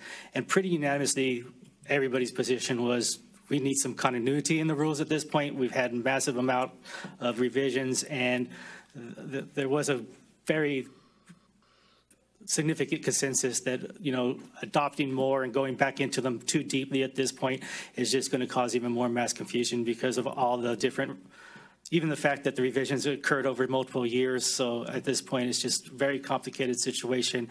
And there's always that idea, is it too soon to kind of go back in? It's kind of a significant matter as well. So it's just all kind of another issue that's kind of on the forefront in consideration. If I could remind. Commissioner Hatch? At a previous hearing, I can't remember, it was 2 or 3 months ago, I had invited legal to consider whether they would want to begin a process to consider whether we should return to more of a bright line set of standards, moving away from this like infinitesimally difficult process that we currently have. I know it's consuming a lot of time at legal. It's causing, I won't accuse of anybody, but I think it's impacting the ability to get the work product out because these are much more complex than they used to be. Maybe that's more productive, I'm not sure, but I think that's what I was inviting legal to consider whether they should make some recommendations back to us. And I don't expect this to be turned on a dime, but I think it's something that we should be moving towards, you know, a thorough examination as to whether this could be done in a better way. I do support revisiting them at some point in time. It's just a matter of when and figuring it into the work schedule as well. Yeah, I'm not breathing down your neck on this. Any other questions or comments from the commissioners regarding item 23? Okay, anything from the public? No, okay. So item 24 is labeled Commissioner Compensation. At our February meeting, there was a move to request the AG's office to review their 1977 opinion letter regarding the per diem compensation and whether or not that would change in light of the wage order. Pursuant to the process, legal has to do an analysis, which is what they did here. Matt Christie's here to answer any questions regarding the memo. Matt, you want to introduce yourself? Good morning, Commissioners. Chair Remke, my name is Matthew Christie, and I'm here on behalf of the Legal Division to present the memo that the Chair just discussed on whether the 1977 AG opinion on Commissioner compensation still applies in light of Wage Order 4-2001's minimum wage provisions applying to state employees. Wage Order 4-2001 does not affect the applicability of the AG opinion because it was not enacted in compliance with Government Code Section 81012, the provision of the Act that sets forth the exclusive methods for the Act's amendment. Thus, Wage Order 4-2001 does not supersede Government Code Section 83106, the provision of the Act governing Commissioner compensation. Accordingly, the AG opinion still applies. However, because the AG opinion authorizes a reasonable proration of Section 83106 is $100 rate for each day that a commissioner other than the chair is engaged in official duties, the commission may harmonize its commissioner compensation policy with the state's minimum wage laws if it so chooses. I welcome your questions, commissioners, and hope to be helpful. On that last part, Commissioner Hatch? yes, thank you. Could you give me an example of how you would harmonize that? Sure. I think there's several different options that would be available because of the way that wage orders work under the labor code. So if you're only concerned with the current minimum wage that applies to the commission. This is the theoretical where we now are below that. In other words, the rate is above $12.50 an hour. So the question then is, how would you harmonize it if, say, the rate was $14 an hour?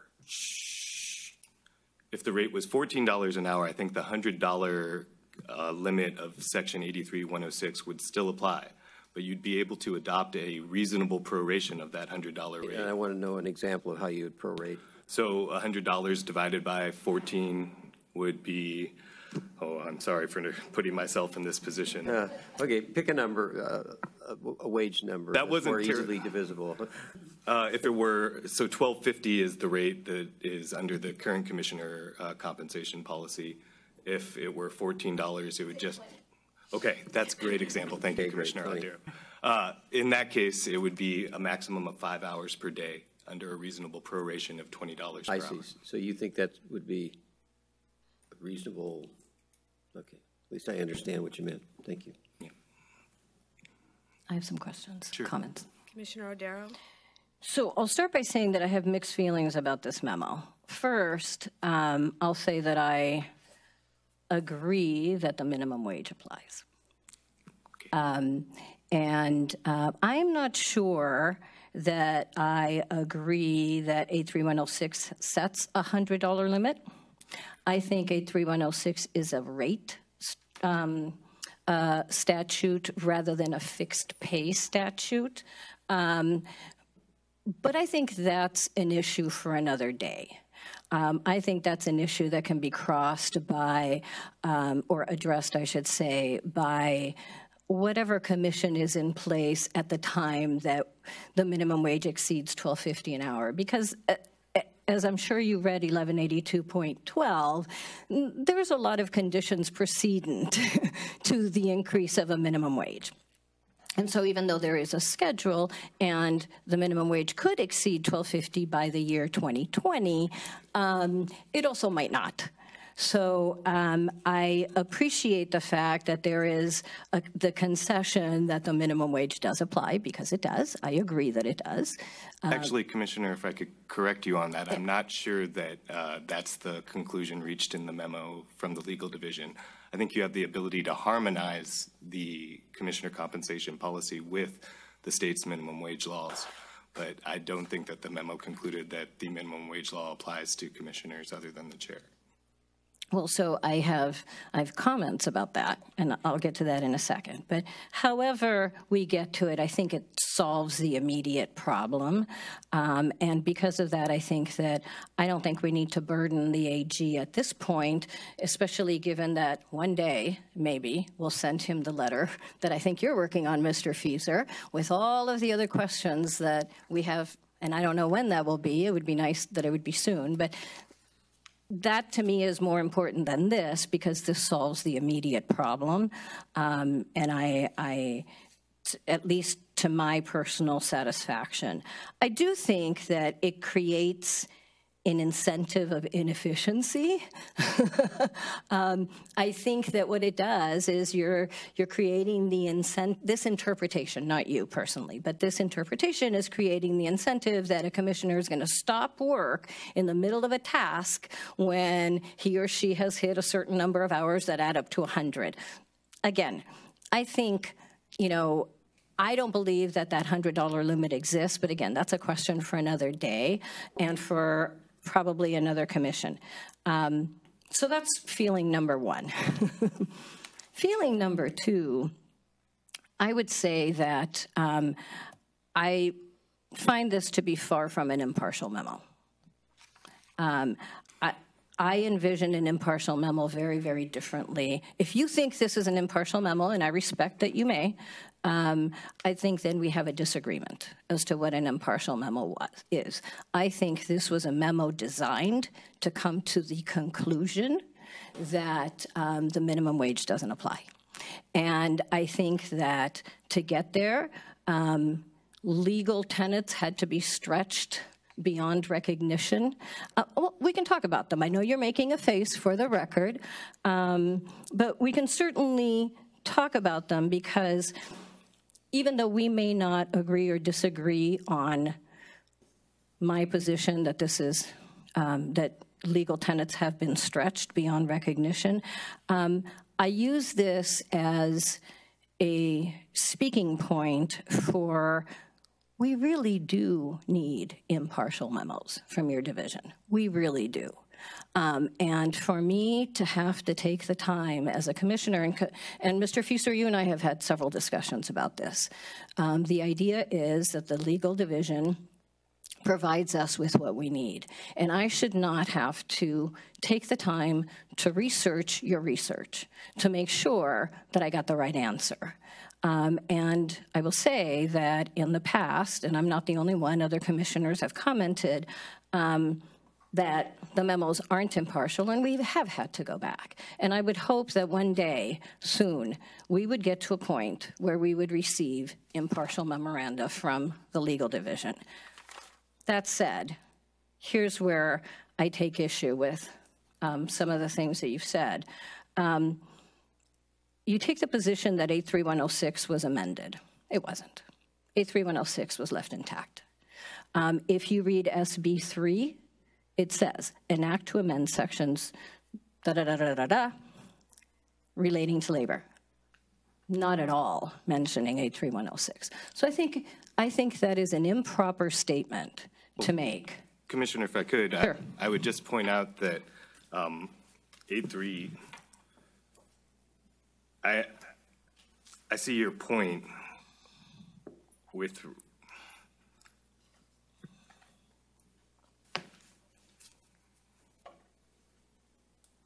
I can tell you that the legal division's goal is to provide objective information to prepare the commission to make the best choice it can. I can tell you that is sincerely what I try to do in this memo, and I'm sorry if it disappointed you. With that said, 83106 is being interpreted here in light of other provisions that apply to state boards and commissions, the other 300 state boards and commissions other than the commission. And I think the legal division looks at section 11009 of the government code. I'm going to get to that one. Go ahead. And that provision, which is the default provision for the compensation of state boards and commissions, indicates that unless there's an express provision of law that applies a different amount of compensation than no compensation, that controls. And in this case, there is an express provision of law, section 83106. So you were talking about how the wage order might amend or does not amend section 83106. But if you read the Supreme Court case, Howard Jarvis versus Bowen, which I have, I think that case from the Supreme Court gives a strong indication that there are only two ways to amend the act. And in that case, the amendment in issue was whether it was an amendment by implication.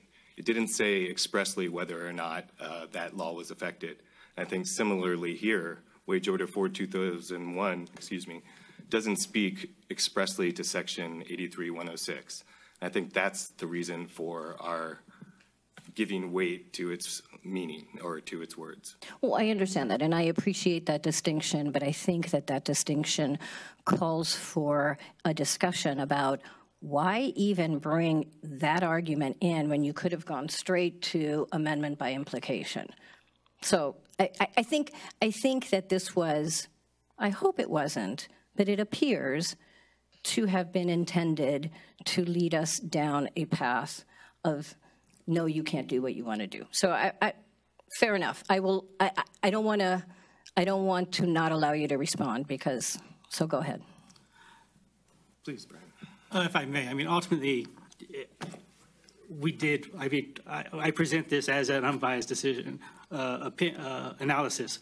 We have two very clear statutory provisions in the Act, which states $100 per day, and in another section of the Government Code that says commissioners and board members shall not receive any compensation except expressly provided by statute. I mean, we have two pretty clear express statements in law that we do not believe the wage order trumps in any way. So ultimately, that's our legal, I mean, this is intended as our legal division's analysis to be provided to the Attorney General's office if you decide to pursue seeking whether or not an opinion from the Attorney General's office. So it is offered as an unbiased analysis. So I would say to you that Government Code 11009 has no application here because it says, except as otherwise expressly provided by law, members shall serve without compensation. That doesn't apply to us. You know it doesn't apply to us. Throwing that into this memo was, I don't know why. I'm just going to leave it at, it is obvious that this doesn't apply to us. So that's that. 11564.5 also doesn't apply to us because it refers to per diem. Our statute does not have the word per diem. There is nothing in the PRA that says we are per diem employees. That is what you guys want us to believe, and that is not what we are. This is the problem that I have. It's like all this stuff is thrown up to see what sticks, or I will say what we may fall for. And I think that's inappropriate. This section says, notwithstanding any other provision of law, blah, blah, blah, blah, blah, the rate shall be established at $100 per day. 83106 is the other, right? The other provision of law, and 83106 is very different.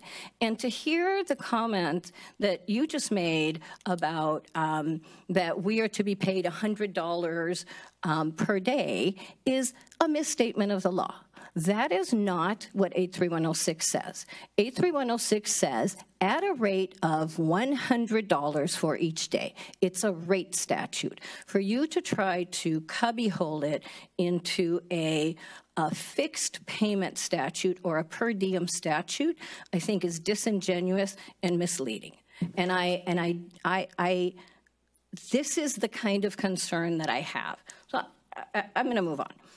The statement. I would just say that my only Hold on, I have the floor. No, I'm going to go ahead. No, I have the floor. Well, I would ask that you stop being so attacking and insulting on the integrity of staff and perhaps just point out your legal arguments without having to put motive on staff, which has been already stated is not the fact. They did a legal analysis. They came to a conclusion. If you disagree, go ahead and go through the legal analysis that you disagree with without attacking staff and putting motive on them. Thank you. I don't appreciate the interruption. Moving on. I will tell you that the mention of the 300 other boards also is a red herring, in my opinion. I think that if you look at the language of the statutes that provide payment for at least the boards that you are willing to put on here, not the other 296, that's language that's completely different from 83106.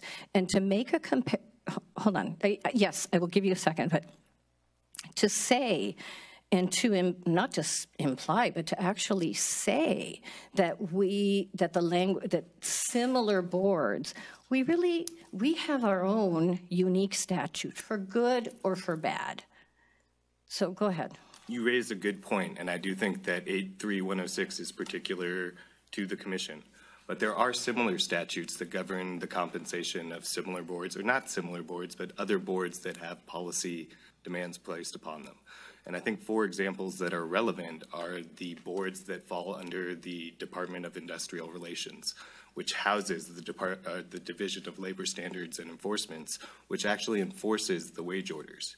Those 4 boards have a provision that's more similar to 83106 than the default provisions we were discussing earlier, and talk about official business of that board as the standard for when their $100 rate kicks in. And I could tell you, I've spoken with the legal counsel for one of those boards and confirmed that he had never seen the AG opinion. I provided him the AG opinion as insight, but the boards that they administrate under the Department of Industrial Relations are all paid based on a strict construction of their $100 rate statute, meaning they get $100 per meeting. And I even went to the trouble of looking at what the members were paid per annum, and it reflected that strict construction.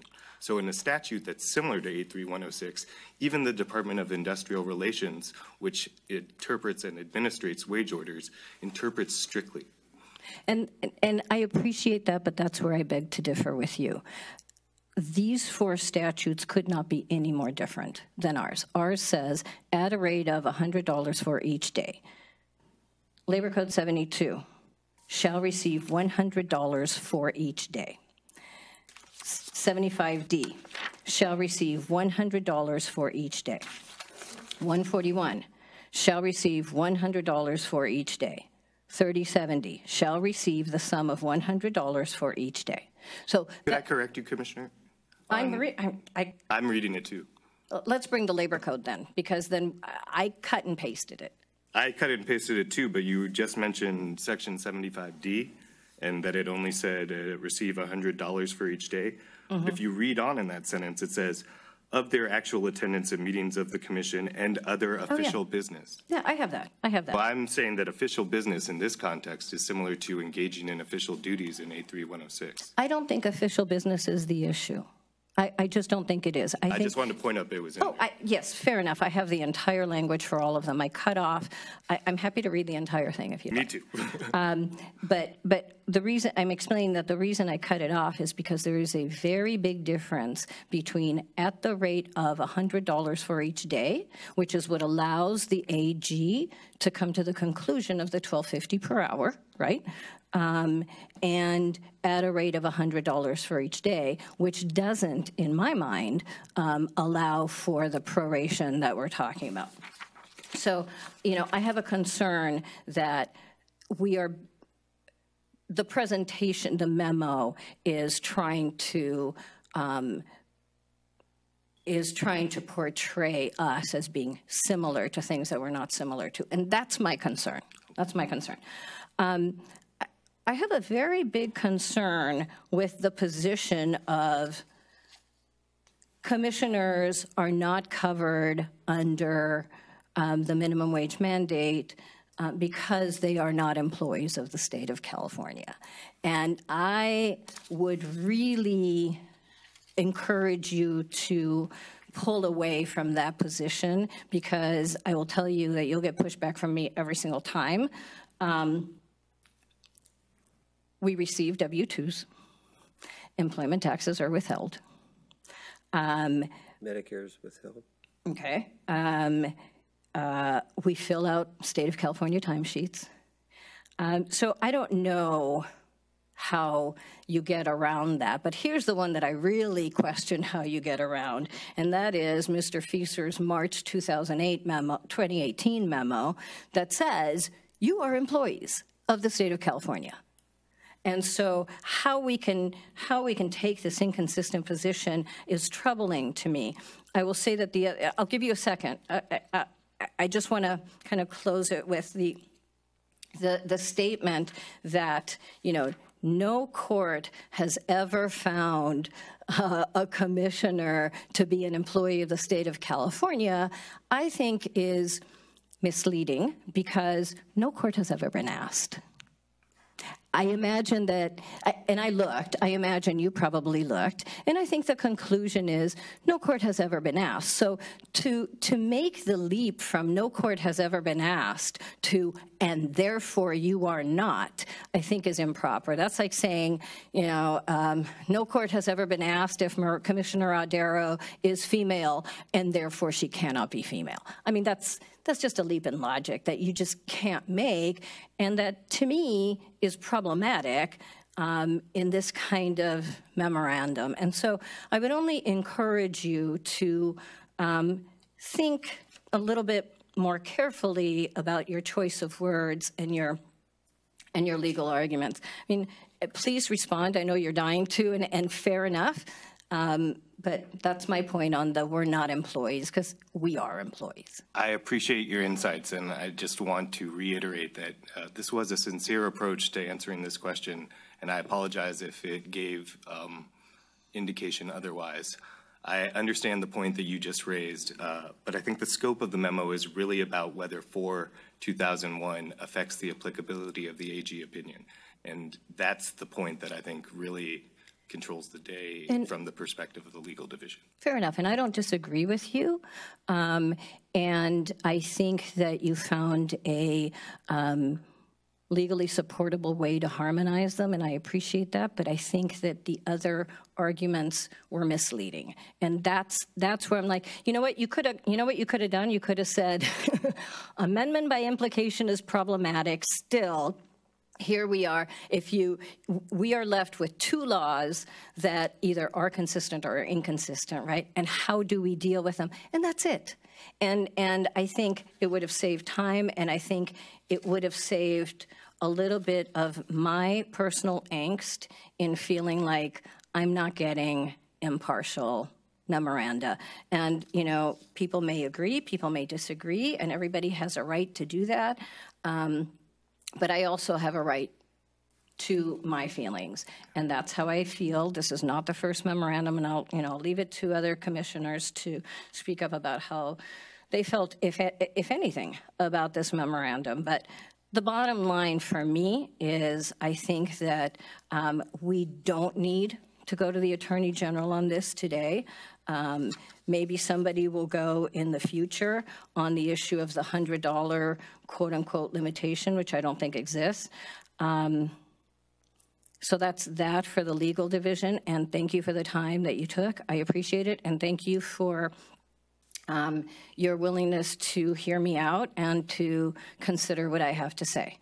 That takes me to the issue of what is the status of our request for, and this goes to Ms. Peth, what is the status of our request for information regarding whether commissioners can physically, I think you had raised some concerns about whether there's a physical problem with timesheets of entering anything less than a day.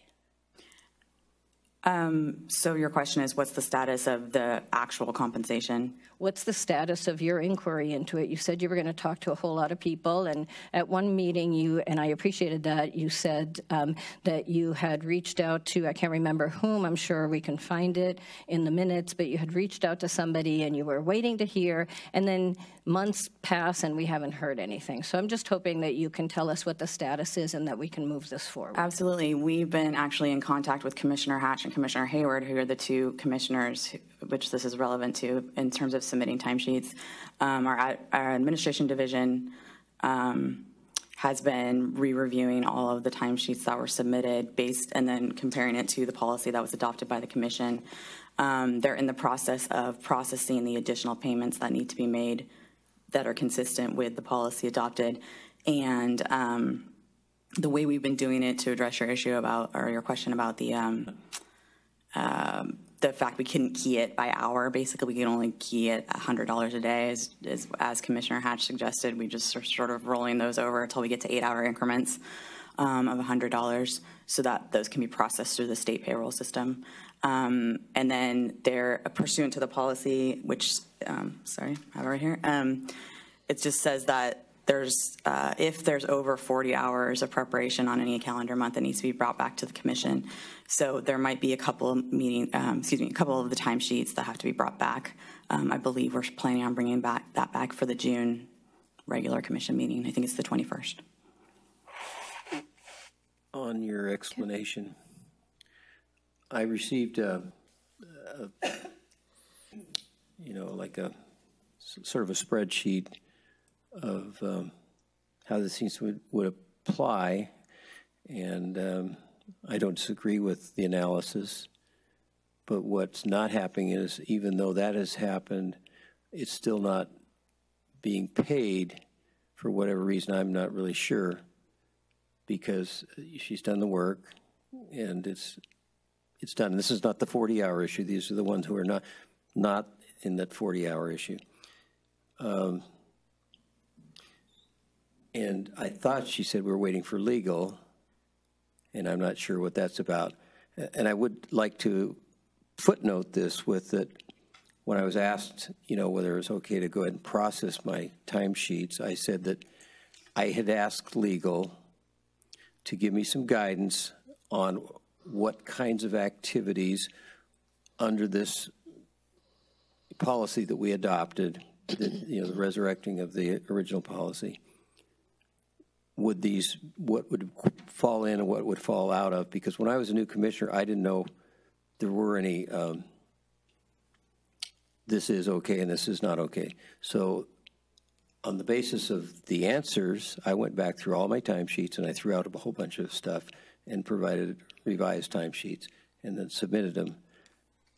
I think my question is, what's left that legal needs to do that would allow her to process this stuff? Well, sort of two answers to your statements or your questions. The first is we are working on a memo, or whatever you want to call it, guidelines, so that would be distributed to the entire commission in terms of, based on the policy adopted, what are generalized items that would fall into official duties. One example. Is this the line of questions that I had asked Jack? Yes, and I believe he responded to you. Oh, he did, yes, okay. and I used those as a guide to throw out a bunch. Right, of so that would be kind of the baseline where we would start with those examples of activities and sort of say, yes, this would be covered. I know one question that's come up was whether the preparation of your Form 700, Commissioner's Form 700 would be considered official duties for purposes of the compensation package. Yeah, there were actually items that he just didn't respond on. He just said, here's ones I know you're in the clear on, so that's what I went by. Okay. And so, anyway, we are going to be developing something so that there's continuity on There'll be guidance for all the commissioners, is that what yeah, you're so saying? Just off the top of my head, it might make sense to bring that back to the commission as a proposal if we have to bring back any of the other timesheets for approval.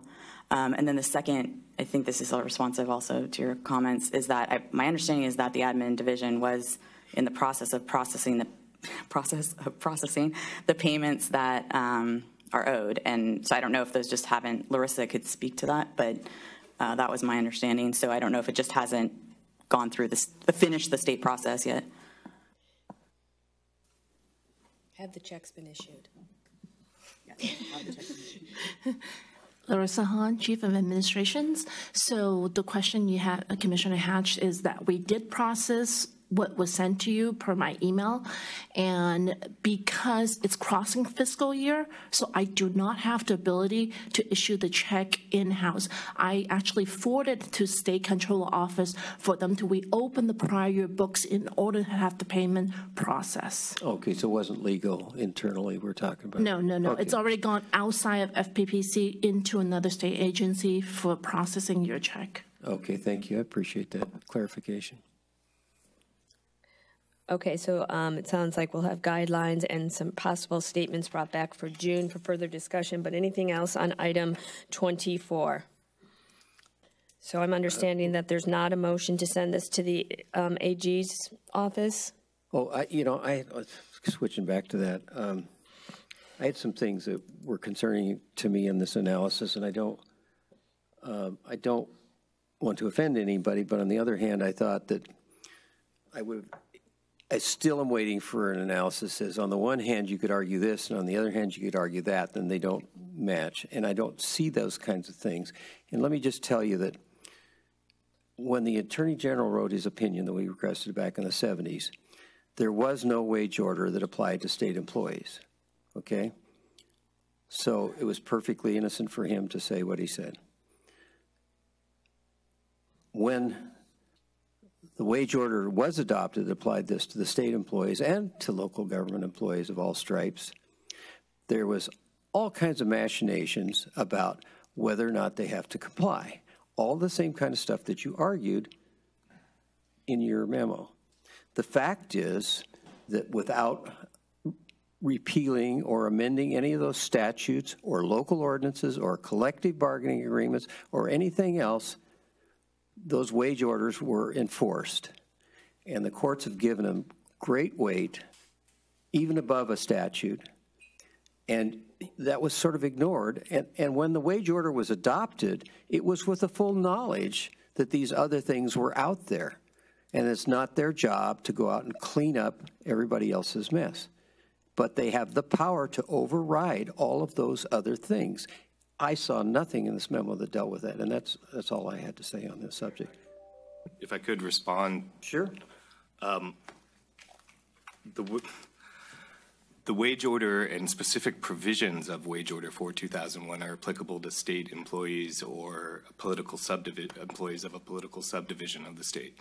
But in the actual appellate cases interpreting that provision, which is new since the wage order changed over in 2001, in the previous version of wage order for 2000, for instance, it didn't apply to any public employees.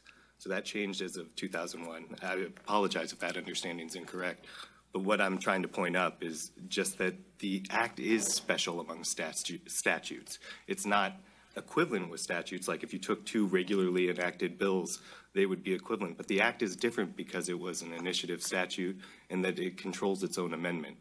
Many of these local provisions were also by initiative and also were set aside or overridden, I think is a fair way to say. Are you talking about state initiatives? I'm talking about voter-approved initiatives governing the pay of city employees and county employees, okay?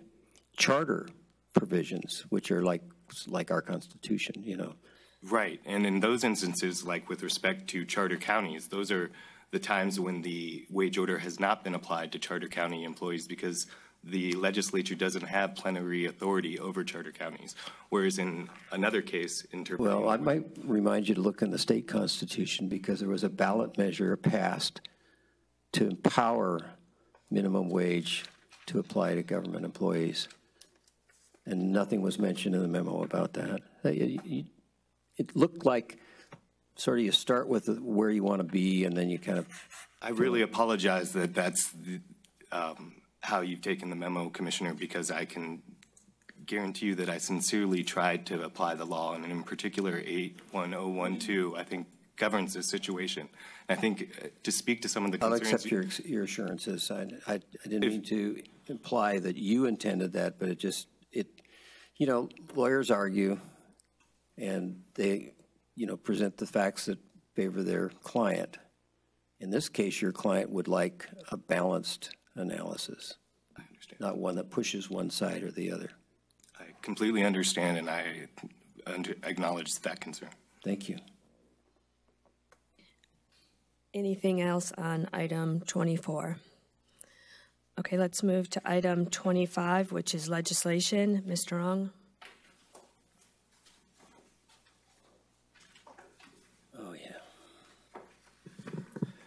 Good afternoon, Commissioners. Philip Ong, Legislative Director for the Commission.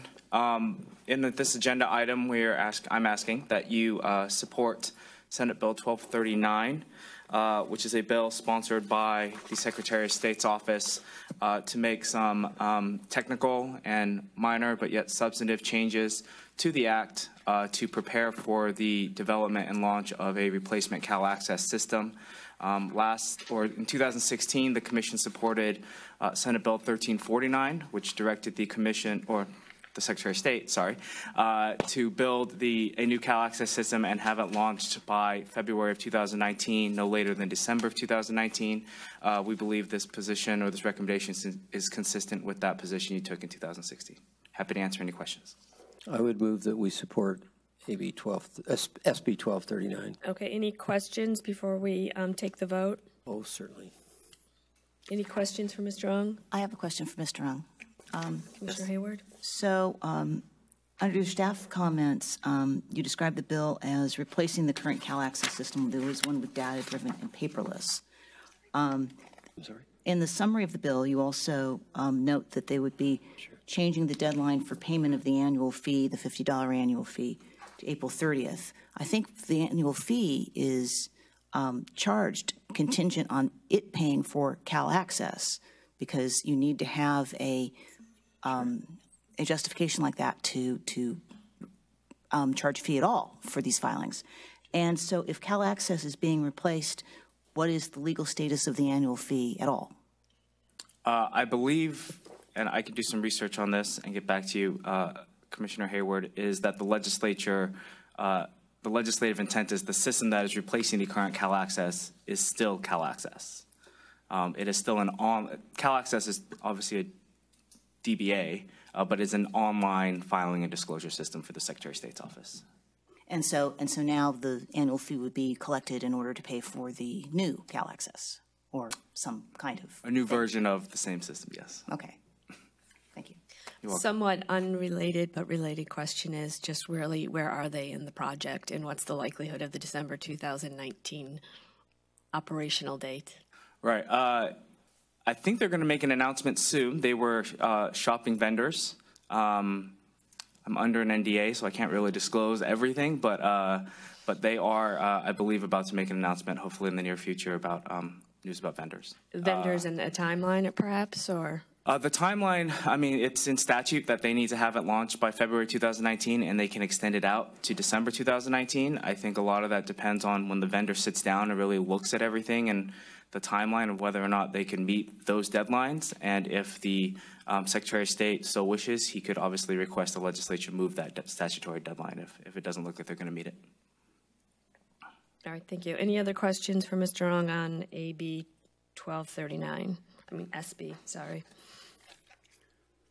Is there a motion? I renew my motion, and by the way, as a point of order, Madam Chair, there's nothing that prevents us from making a motion before you ask the public for their input. No, I understand that. I just want to make sure that we're not. Yeah, I know. Thank you. Is there a second? I'll second.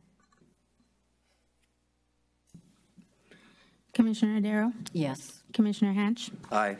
Commissioner Hayward? Aye. Chair Remke? Yes. The motion passes. Any other questions on the remaining items on the legislative report? Yes, I do. Commissioner Hatch. First of all, thank you very much for adding the budget bills and the hyperlinks and the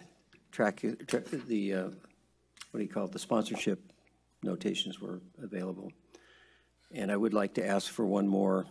I would appreciate it on the budget bills if you would put the our line item that applies to FPPC. Okay.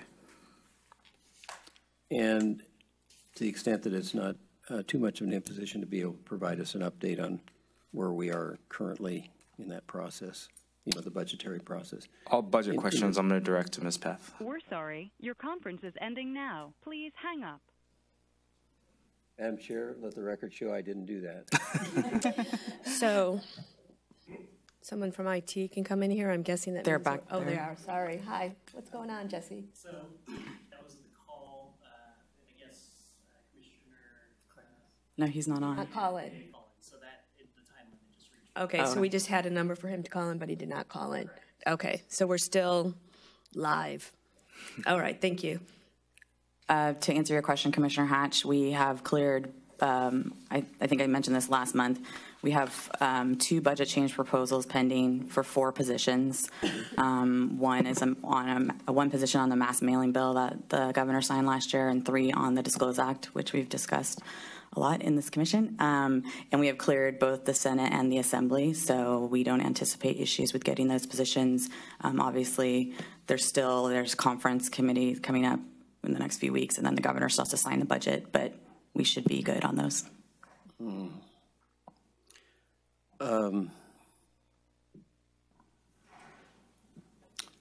Boy, let me see. Is there something you left out there?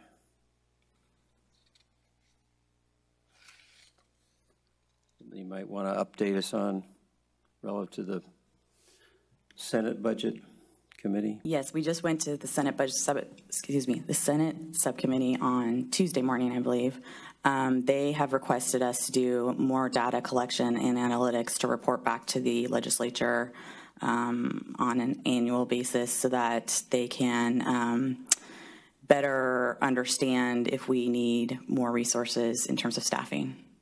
Right, but when you reported in lieu of Mr. Ung at the last meeting, you said that you hadn't gotten to the Senate Budget Committee when in fact you had a hearing about. I believe I said we hadn't gotten through Senate Budget Subcommittee. Well, let me see. No, you said we're waiting for the Senate. That's out of the minutes, page 72, I think. And okay, well, we were waiting for the Senate. We had, you had a hearing. Your budget was discussed.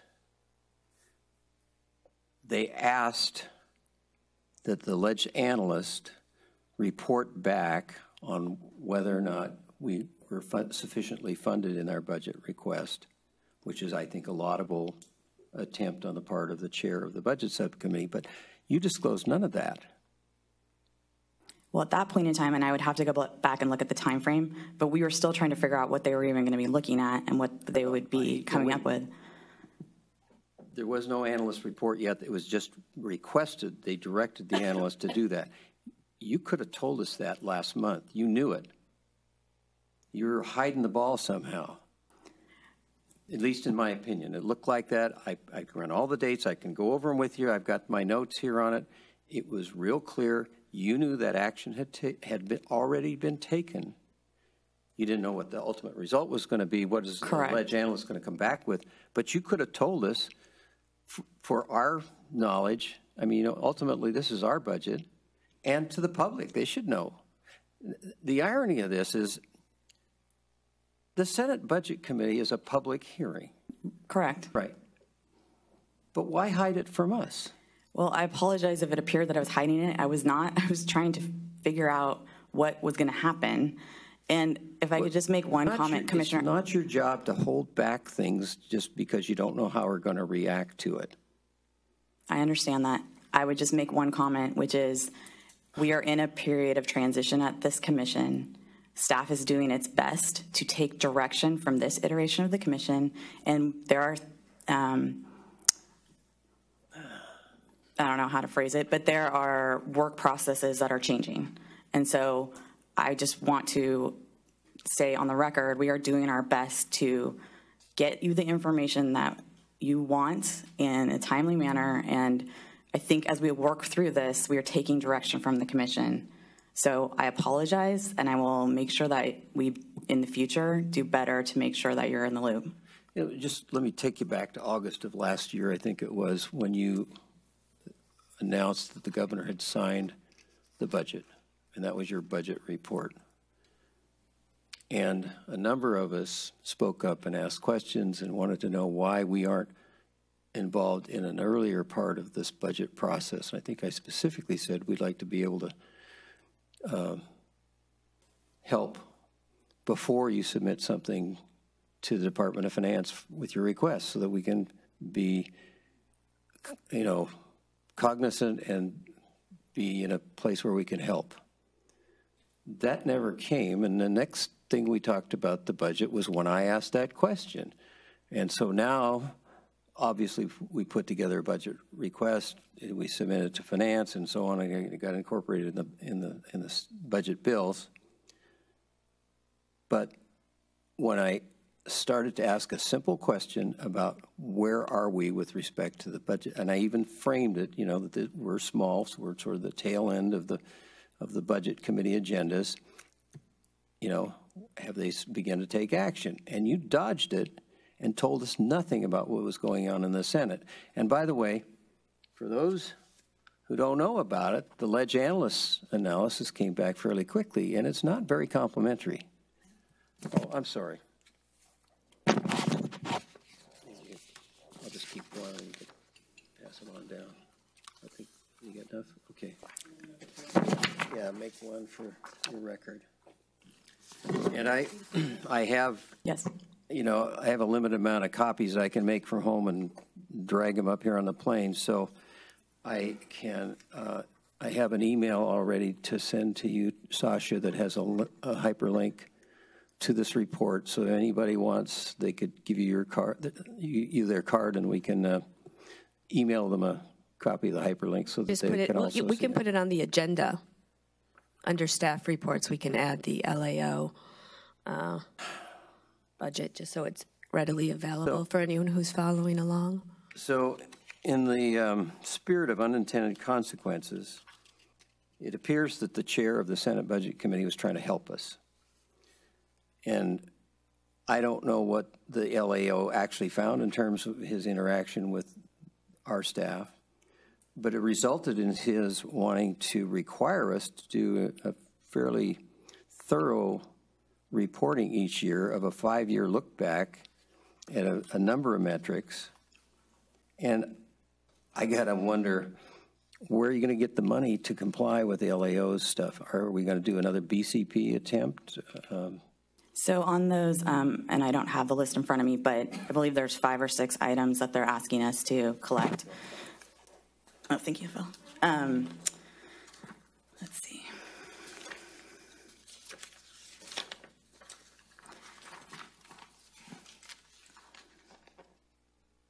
So subdivision A is all about the enforcement numbers.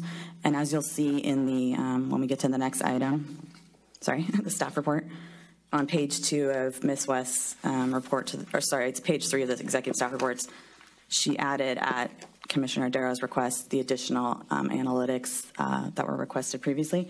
So in terms of subdivision A, we already collect all of that information, Commissioner Hatch, and the only thing that we're working on getting also at Commissioner Darrow's request and others is the last item under that paragraph, which says the average case pendency by category. Could I interrupt you for a second? Yes. Here's the highlights of what the LA's found.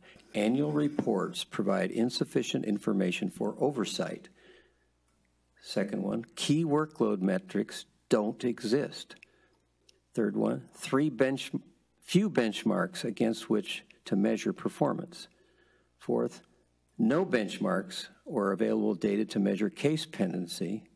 And the fifth one, I think, was budget assumes reimbursement authority that never materializes. And I assume that's the local government programs that we're talking about here. And then they, at the end, they give you a list of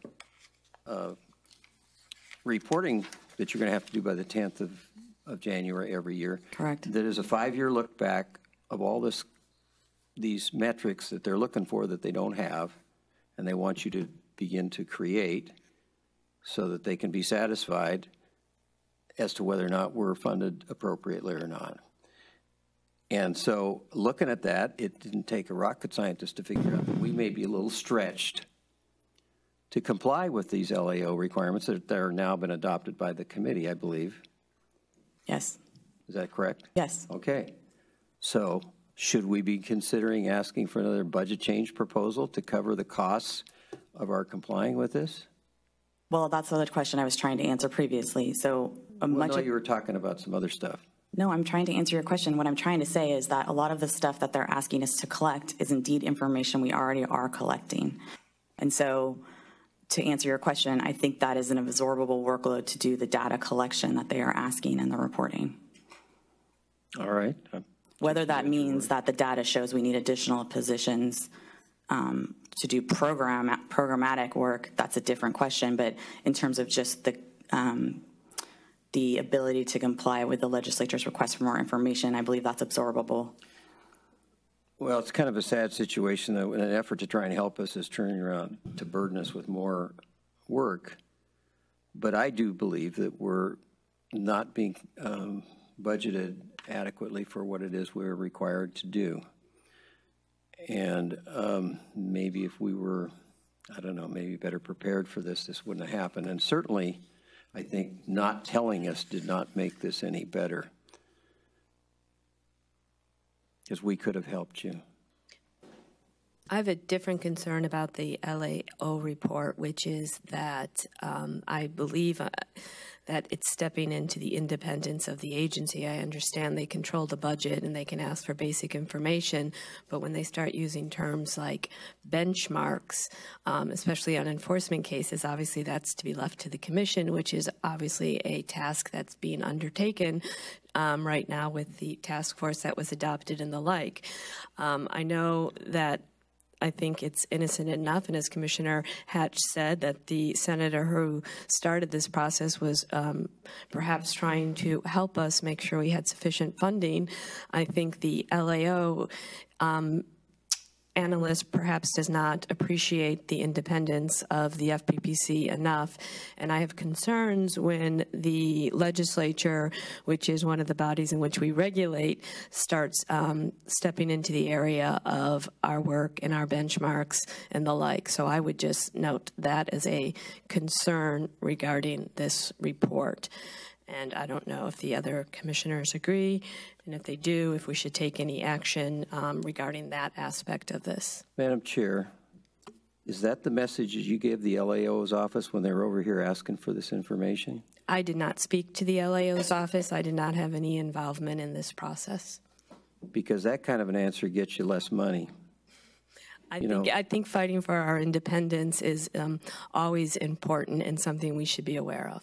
Well, got a lot of people here that are dependent on a paycheck that work really hard to carry out the functions of this agency, and to stick the bull in the nose with a pinprick is not a great idea. I don't think they're going to be. Excuse me, I'm not finished. Let's just keep our voice down. I reviewed our budget in the past, and a substantial part of the money that we receive from the state is not the money that we were required by statute, by initiative, to receive. So we are at their mercy of their good graces and willingness to help us. And that kind of an attitude that you just displayed is not a way to get there. I'm for preserving this agency and to make sure that it can do its job as it's been dictated by the people. And we should all be working hard to try and make that happen.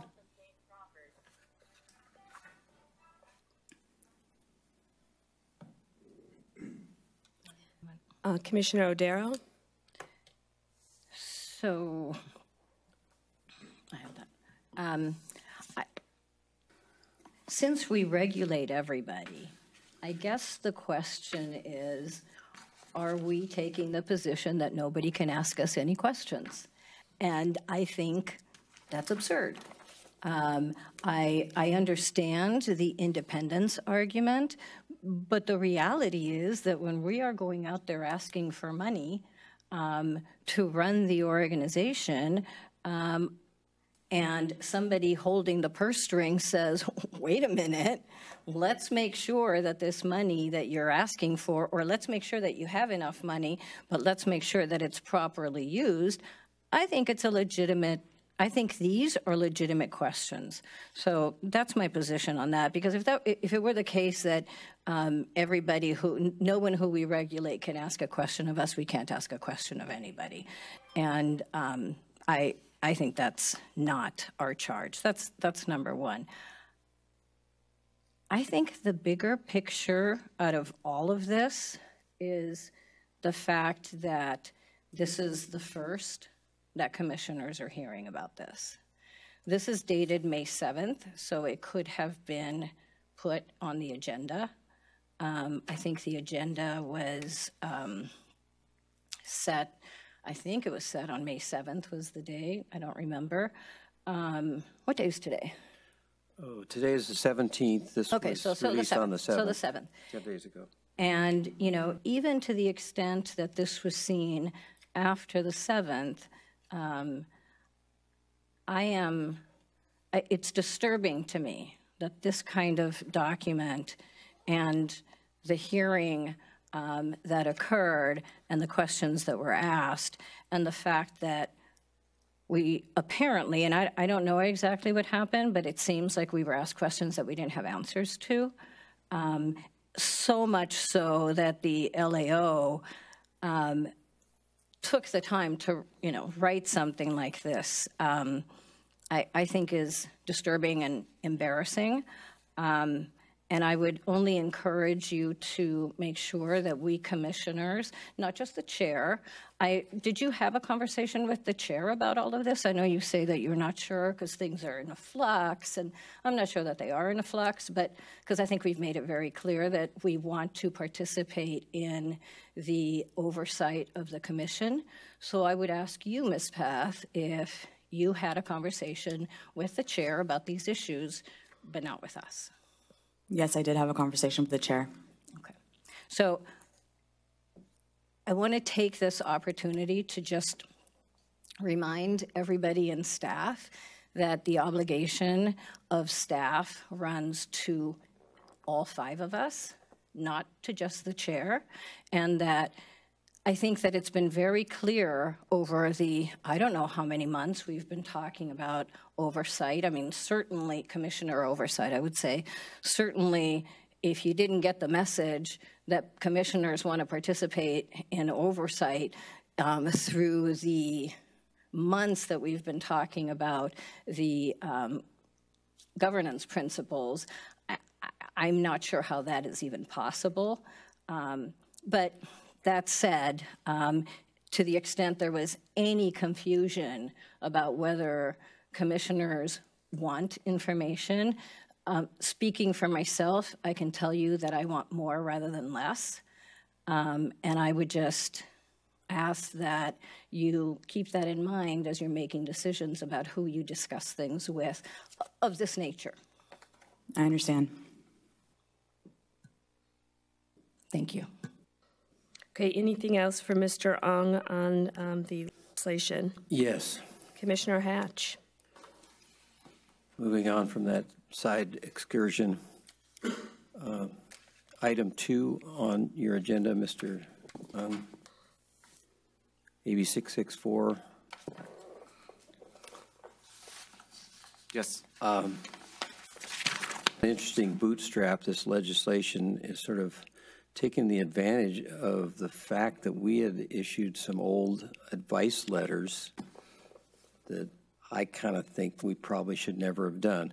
The statute that they're amending was very clear. It says you can't hire your wife or your significant other put them on the campaign payroll at all. And we wrote some advice letters a long time ago. I don't even know if those people are still working here, probably not, that said, in effect, we turned that into you can't pay them more than the going rate, I'll say for simplicity's purpose. That introduced, and now this is popping itself up in this bill, and now they're going to add some other members of the family and a more complicated thing about ownership of some part of a company or a vendor that does business with the campaign. And by setting a standard of majority interest, it in effect creates the opportunity to do what I call the Visa, the cashback Visa card. That is to say, what under this bill would stop a candidate from putting his wife or daughter or uncle or father and father-in-law in a minority position in a vendor or two, and then make sure that they do the vending and that money flows back to my other family member. This bill needs a lot of work, and I think we should take in a position of oppose unless amended. We're taking the current law, which says you just don't get to pay them anything, and because of the advice letter that the author's relying on. Now we're saying, oh, well, we can just pay them as long as it's not more than fair market value. That introduces a whole level of complexity, by the way, that I don't think we're prepared to increase our workload to figure out in each case. Now you got this standard that says, oh, well, we paid them $30 an hour, and we think that's the, you know, the going rate, and then you have to decide whether or not it was the going rate instead of just saying you did or you didn't do it. And the second provision that they put in there is this concept that introduces the concept that we can't pay the vendor if the family member is a majority owner in that vendor, which impliedly leaves open the door to say that if they own less than the majority, it's okay. So that becomes like a invitation to abuse the system. If I could comment, I think there is a little misunderstanding of the existing law and what this does, but I think I can clear up pretty simply. At this point, it is prohibited to pay a spouse or a immediate family member, but there is no prohibition outside of a spouse and immediate family member.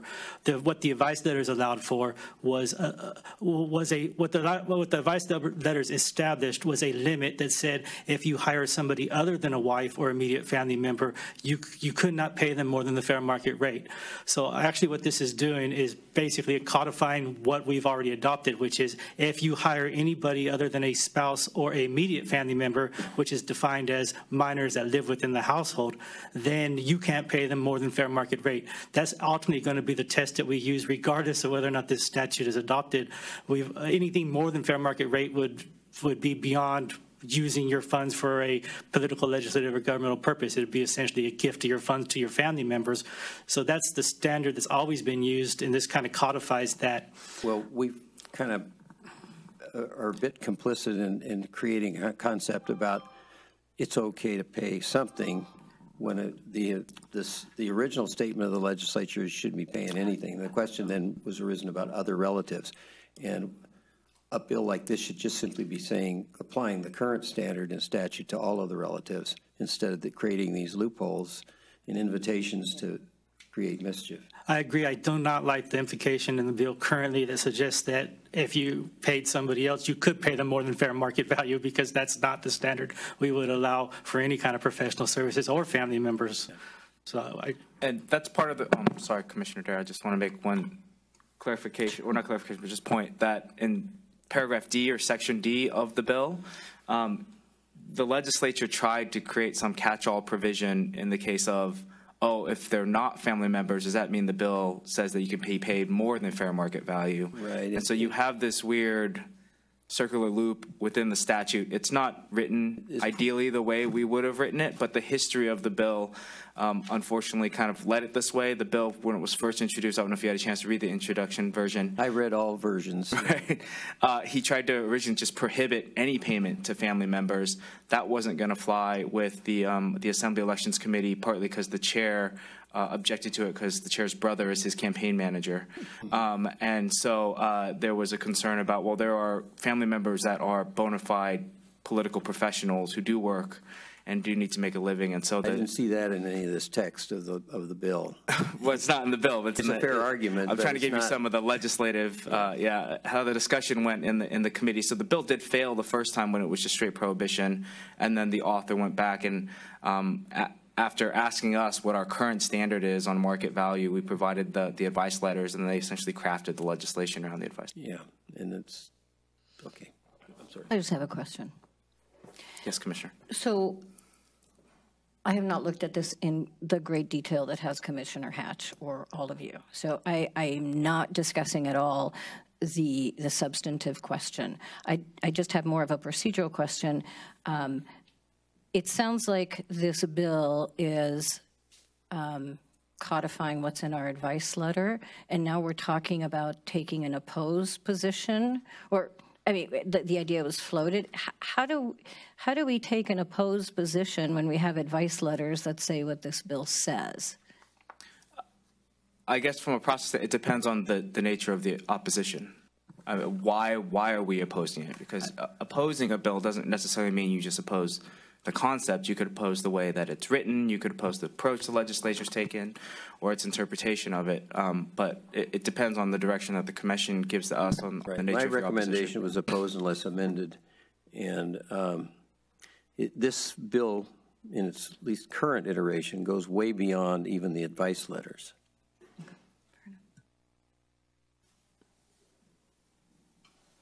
We have nothing in the advice letters that talks about percentage of ownership and the vendor and how that would be treated. This is way outside of anything you've ever advised in the past.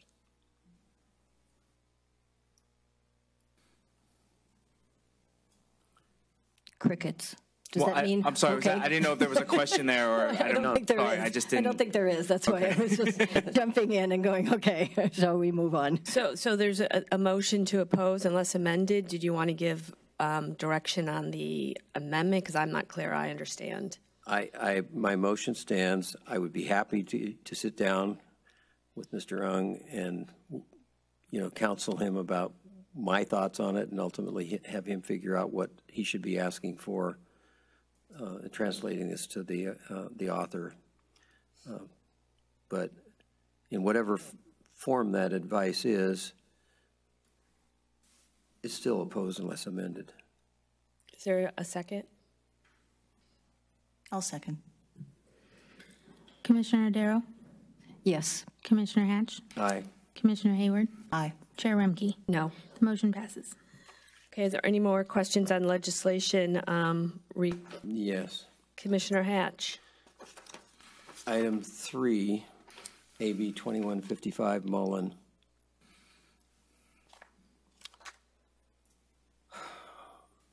It seemed to me that when we were going through the process of putting together the regulatory changes that needed to be made, the issues that are raised in this legislation are the very issues that were kind of contentious in the sense that the sponsors and the author were clearly believing that they were limiting our discretion with reference to setting arbitrary thresholds for advertisements.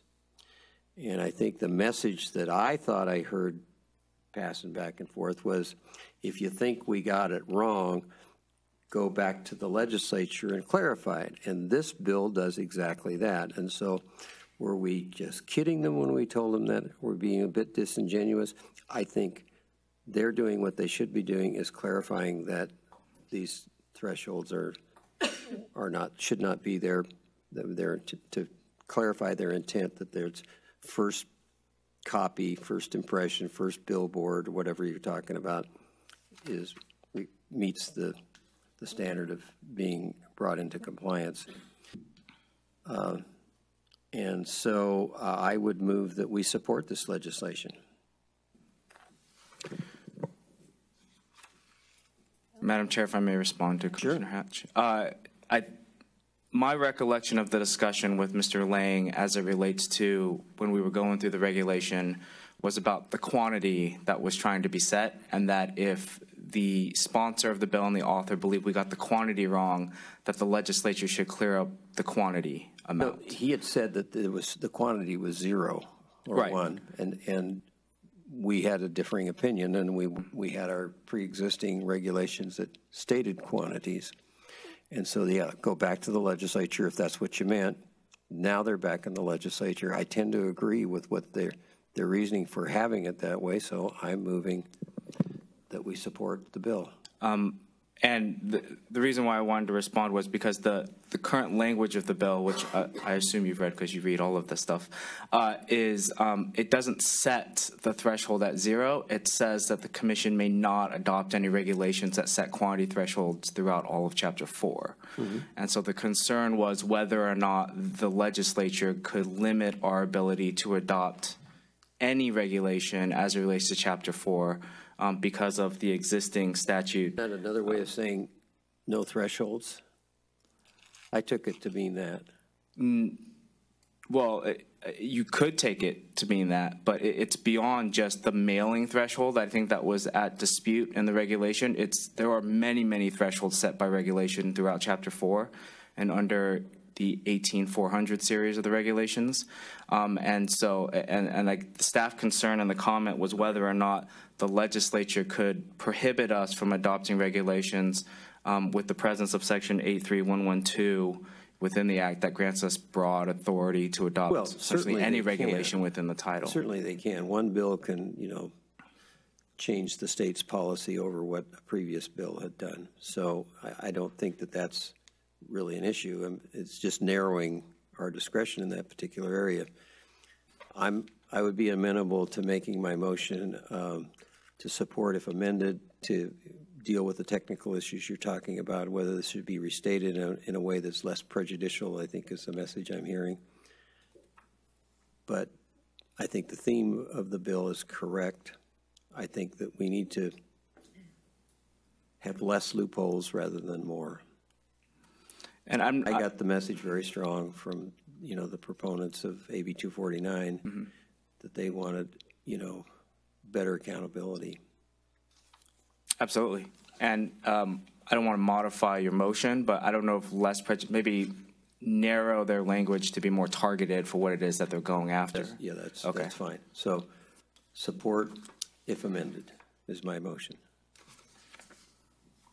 Can I get clarification on how the proposed amendment is?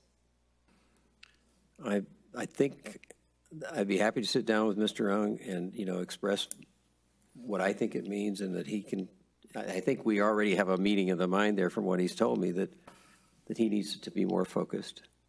He would like to work towards that. I'm not sure what Commissioner Hatch is perfectly thinking. I don't know if we... Do you have an understanding? I mean, I'm just trying to get what we're voting on. I think... Narrow it to what? I believe that what Commissioner Hatch is asking for is that we support, if amended, if the language be targeted towards the specific quantity threshold that Mr. Lang was discussing during the regulatory discussion, and not necessarily a broad prohibition that we can't set any threshold within the act. Yeah. Is there a second? I'll second. Commissioner Darrow? Yes. Commissioner Hatch? Aye. Commissioner Hayward? Aye. Chair Remke? No. The motion passes. Commissioner Hatch, other? Yes, to item 4. Thought I was going to get off easy today, Commissioner, but...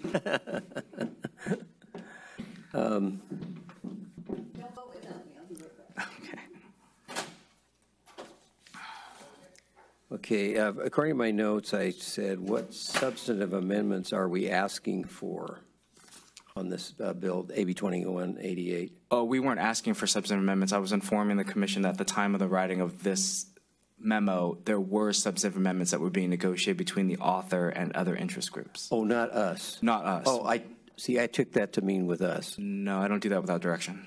Okay, that's the answer I'm looking for. Thank you very much. You get a gold star on that one. And those amendments have now been amended into the current version of the bill. So they're in print now? They're in print now. Okay. Yeah, I did this about 4 days ago. So, okay, thank you. That's good enough for me. And we'll have to take a look. Each new iteration of a bill is like a whole new different bill, so we'll have to look at it and decide. And it's a pretty complex bill, so I would take a real hard look at this one. Yeah. That's all I have on that item. Thank you. The next one I have is Gray, as item 5. The gift and contribution prohibition by an appointee while he's under consideration for ratification. And I would ask that we support that measure. I think it's good government.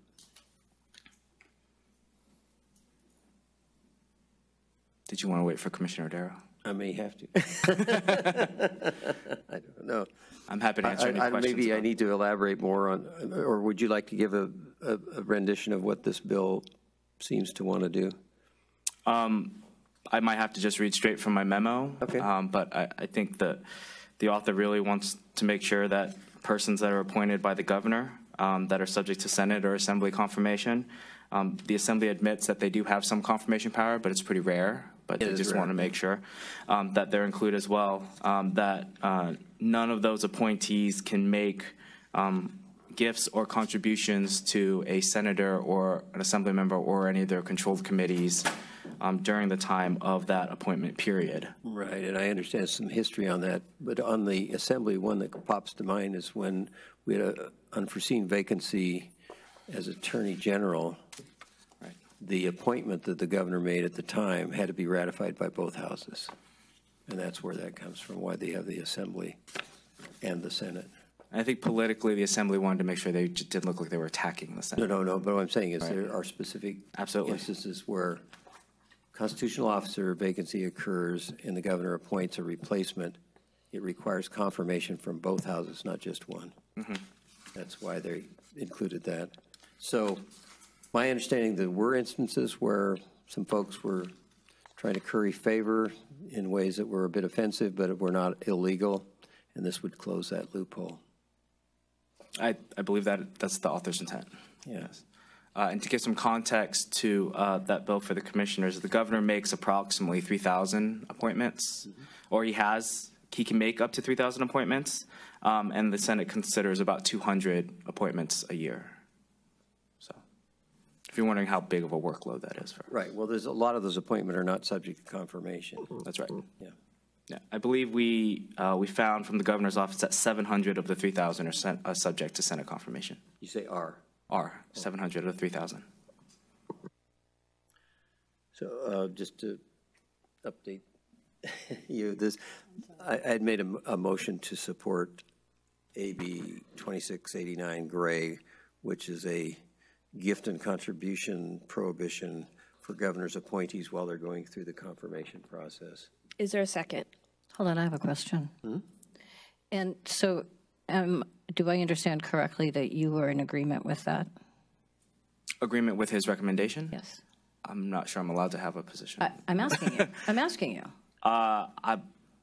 Sure, you can have a position. Well, of course you you can counsel us. Yeah.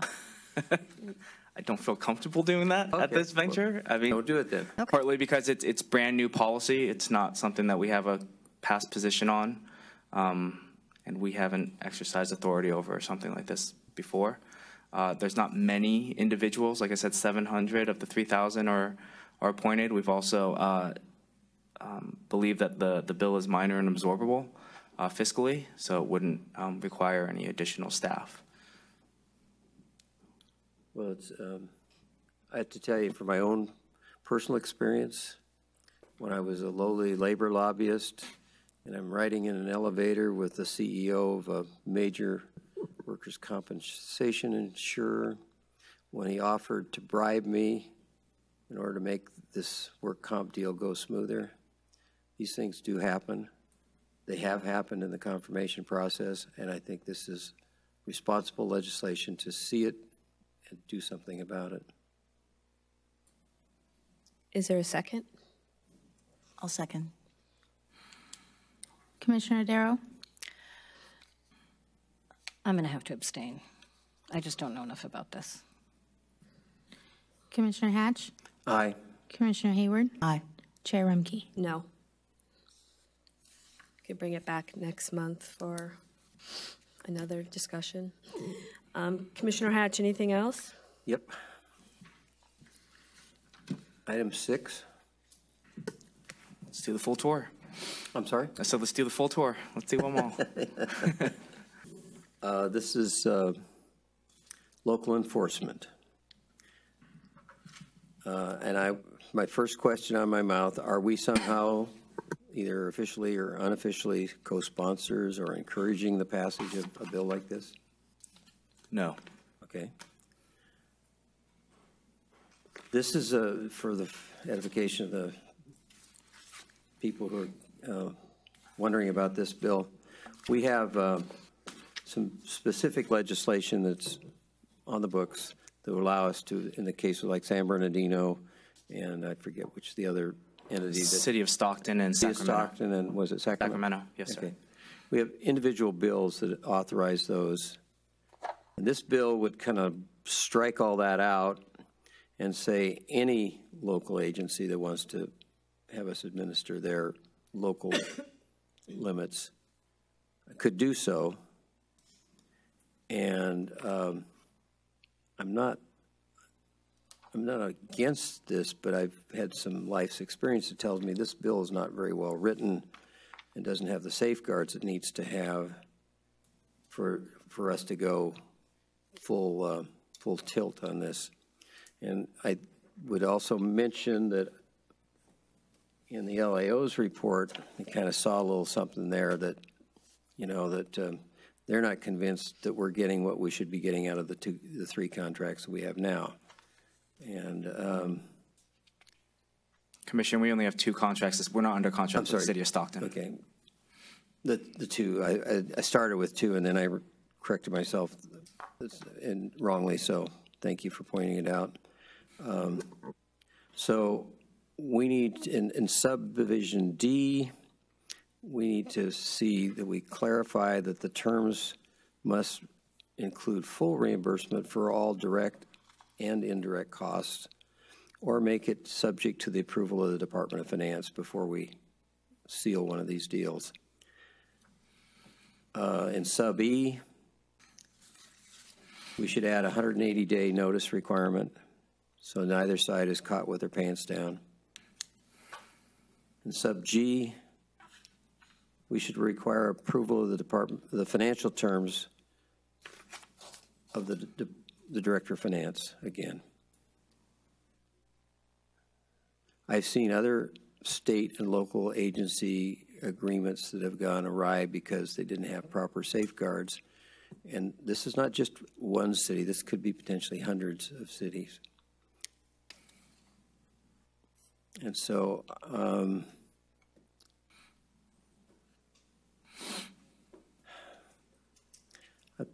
let's give them the softball going in. Support if amended, as opposed to oppose unless amended. And if they don't get the message, then I would consider coming back here and asking for us to elevate our message. I know that the sponsor, California Common Cause, is likely watching this hearing, and they've been asking us what amendments can they take to alleviate any concerns the commission may have, and so I'm sure that they'll get right on it. Okay. Notwithstanding that, thank you very much. I would renew my motion to support if amended. Is there a second? I'll second. Commissioner Darrow? Yes. Commissioner Hatch? Aye. Commissioner Hayward? Aye. Chair Remke? No. The motion passes. Oh, is there anything I can offer that you will vote for? A heads up. I'll keep trying. No, I'd just like to know in advance so I can review it more closely. Again, I want to thank you very much, Mr. Ung. I appreciate your efforts on our behalf, and I also appreciate your willingness to spiff up your reports so that it's more meaningful to me. Thank you. Okay, item 26, executive staff reports, questions from the commissioners.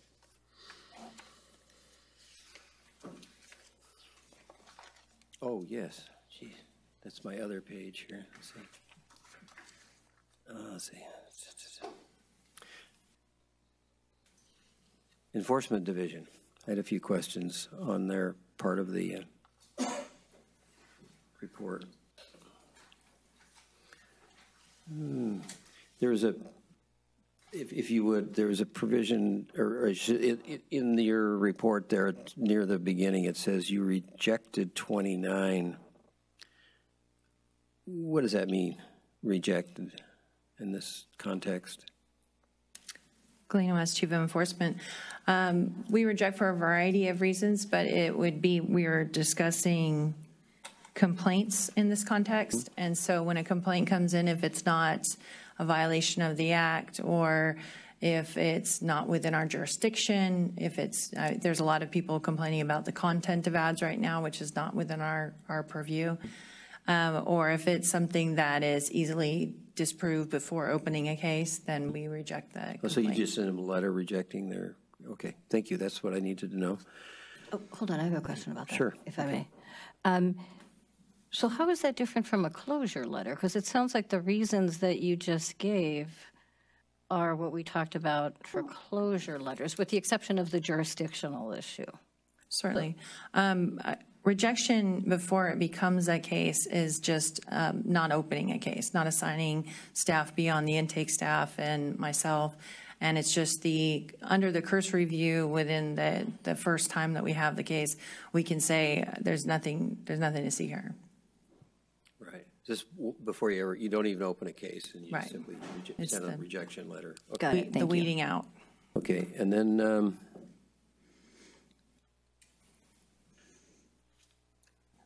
and that my follow-up on that, where our case is not open, and of course you just answered that. Okay, then not too far below that, you say 73 complaints, open 16 for investigation, and rejected 29. That's the same 29.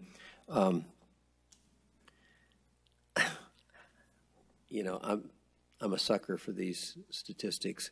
They don't add up, so there must have been some other elements here that, you know, you got 73 complaints, 16 you opened investigations, and you rejected 29. Where do the others fall in a category of? Sometimes complaints can take a little longer.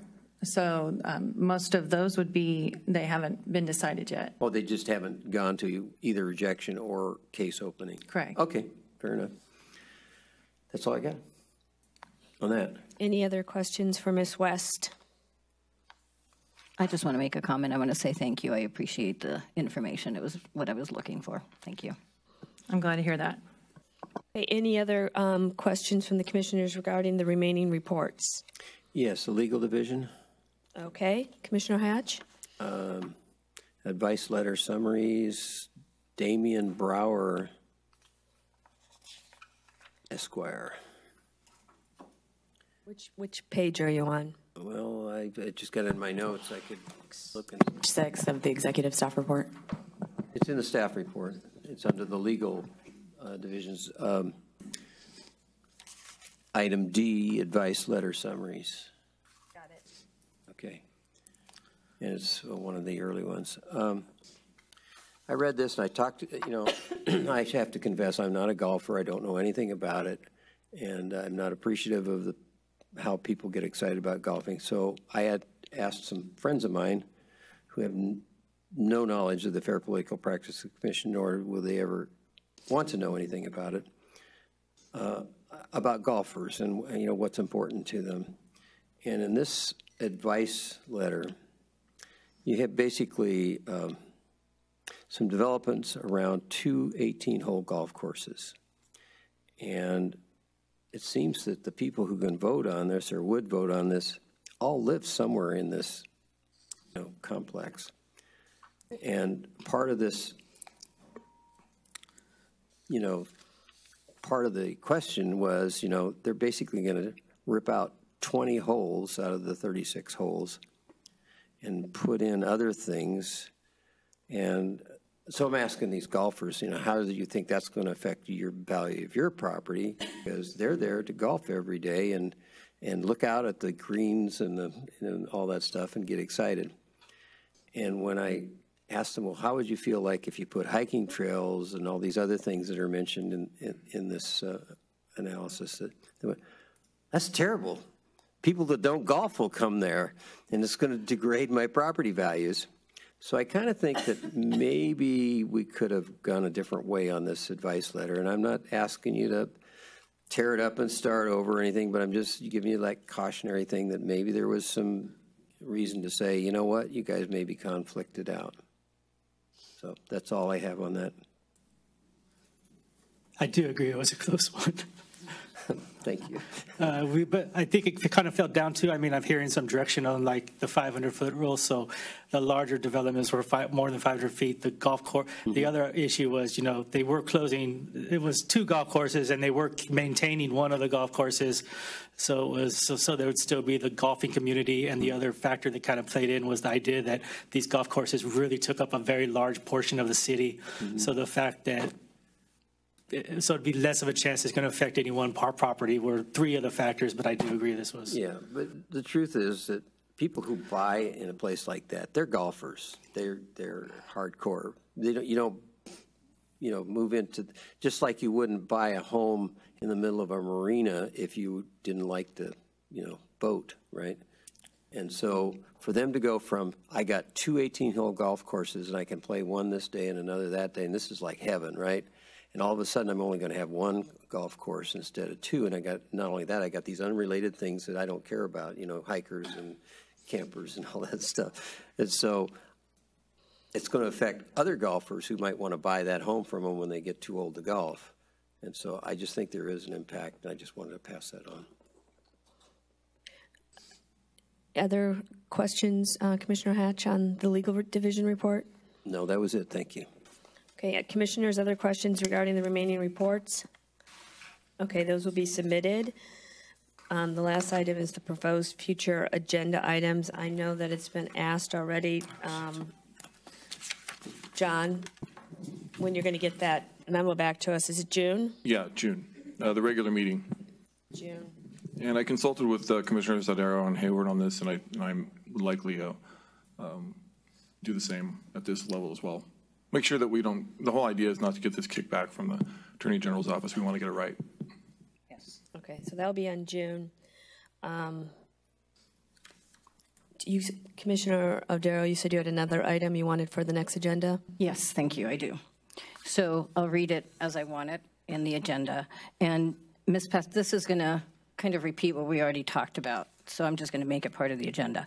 So this is about Bitcoin. For the June 2018 regular meeting, not the one in early June, on June 4th.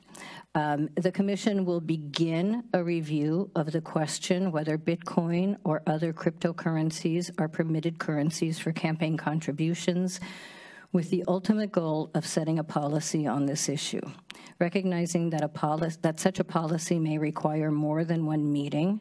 At the June 2018 meeting, the Commission will, in addition, consider and vote on 2 immediate issues. 1, whether to revise or withdraw altogether question 24 from the campaign activity FAQs, and 2, whether to issue a press release advising that the FPPC does not have a policy on cryptocurrencies as campaign contributions.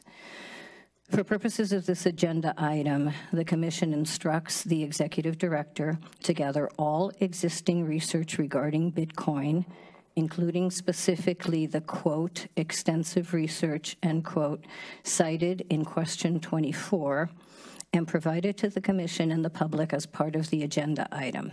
To the extent that the Executive Director believes any such document should be withheld from the public, the Executive Director will request a closed session for the June 2018 meeting for the Commissioners to review the legal basis for withholding such documents from the public and decide whether it's appropriate to waive such privilege in favor of transparency. Okay. Any other items for future agendas? Okay. Excuse me, my suggestion that we review the feasibility of holding a future commission meeting in a location other than Sacramento is still a live one for me, and I would like us to look into that. Okay. Aaron, can you report back at the June meeting as to where and when that's possible? Thank you. I have a clarification question on that. So, Commissioner Hayward, did you intend that to be an action item, or do you just want a report? I would like to be able to vote on doing it. I think that's, absolutely, yeah.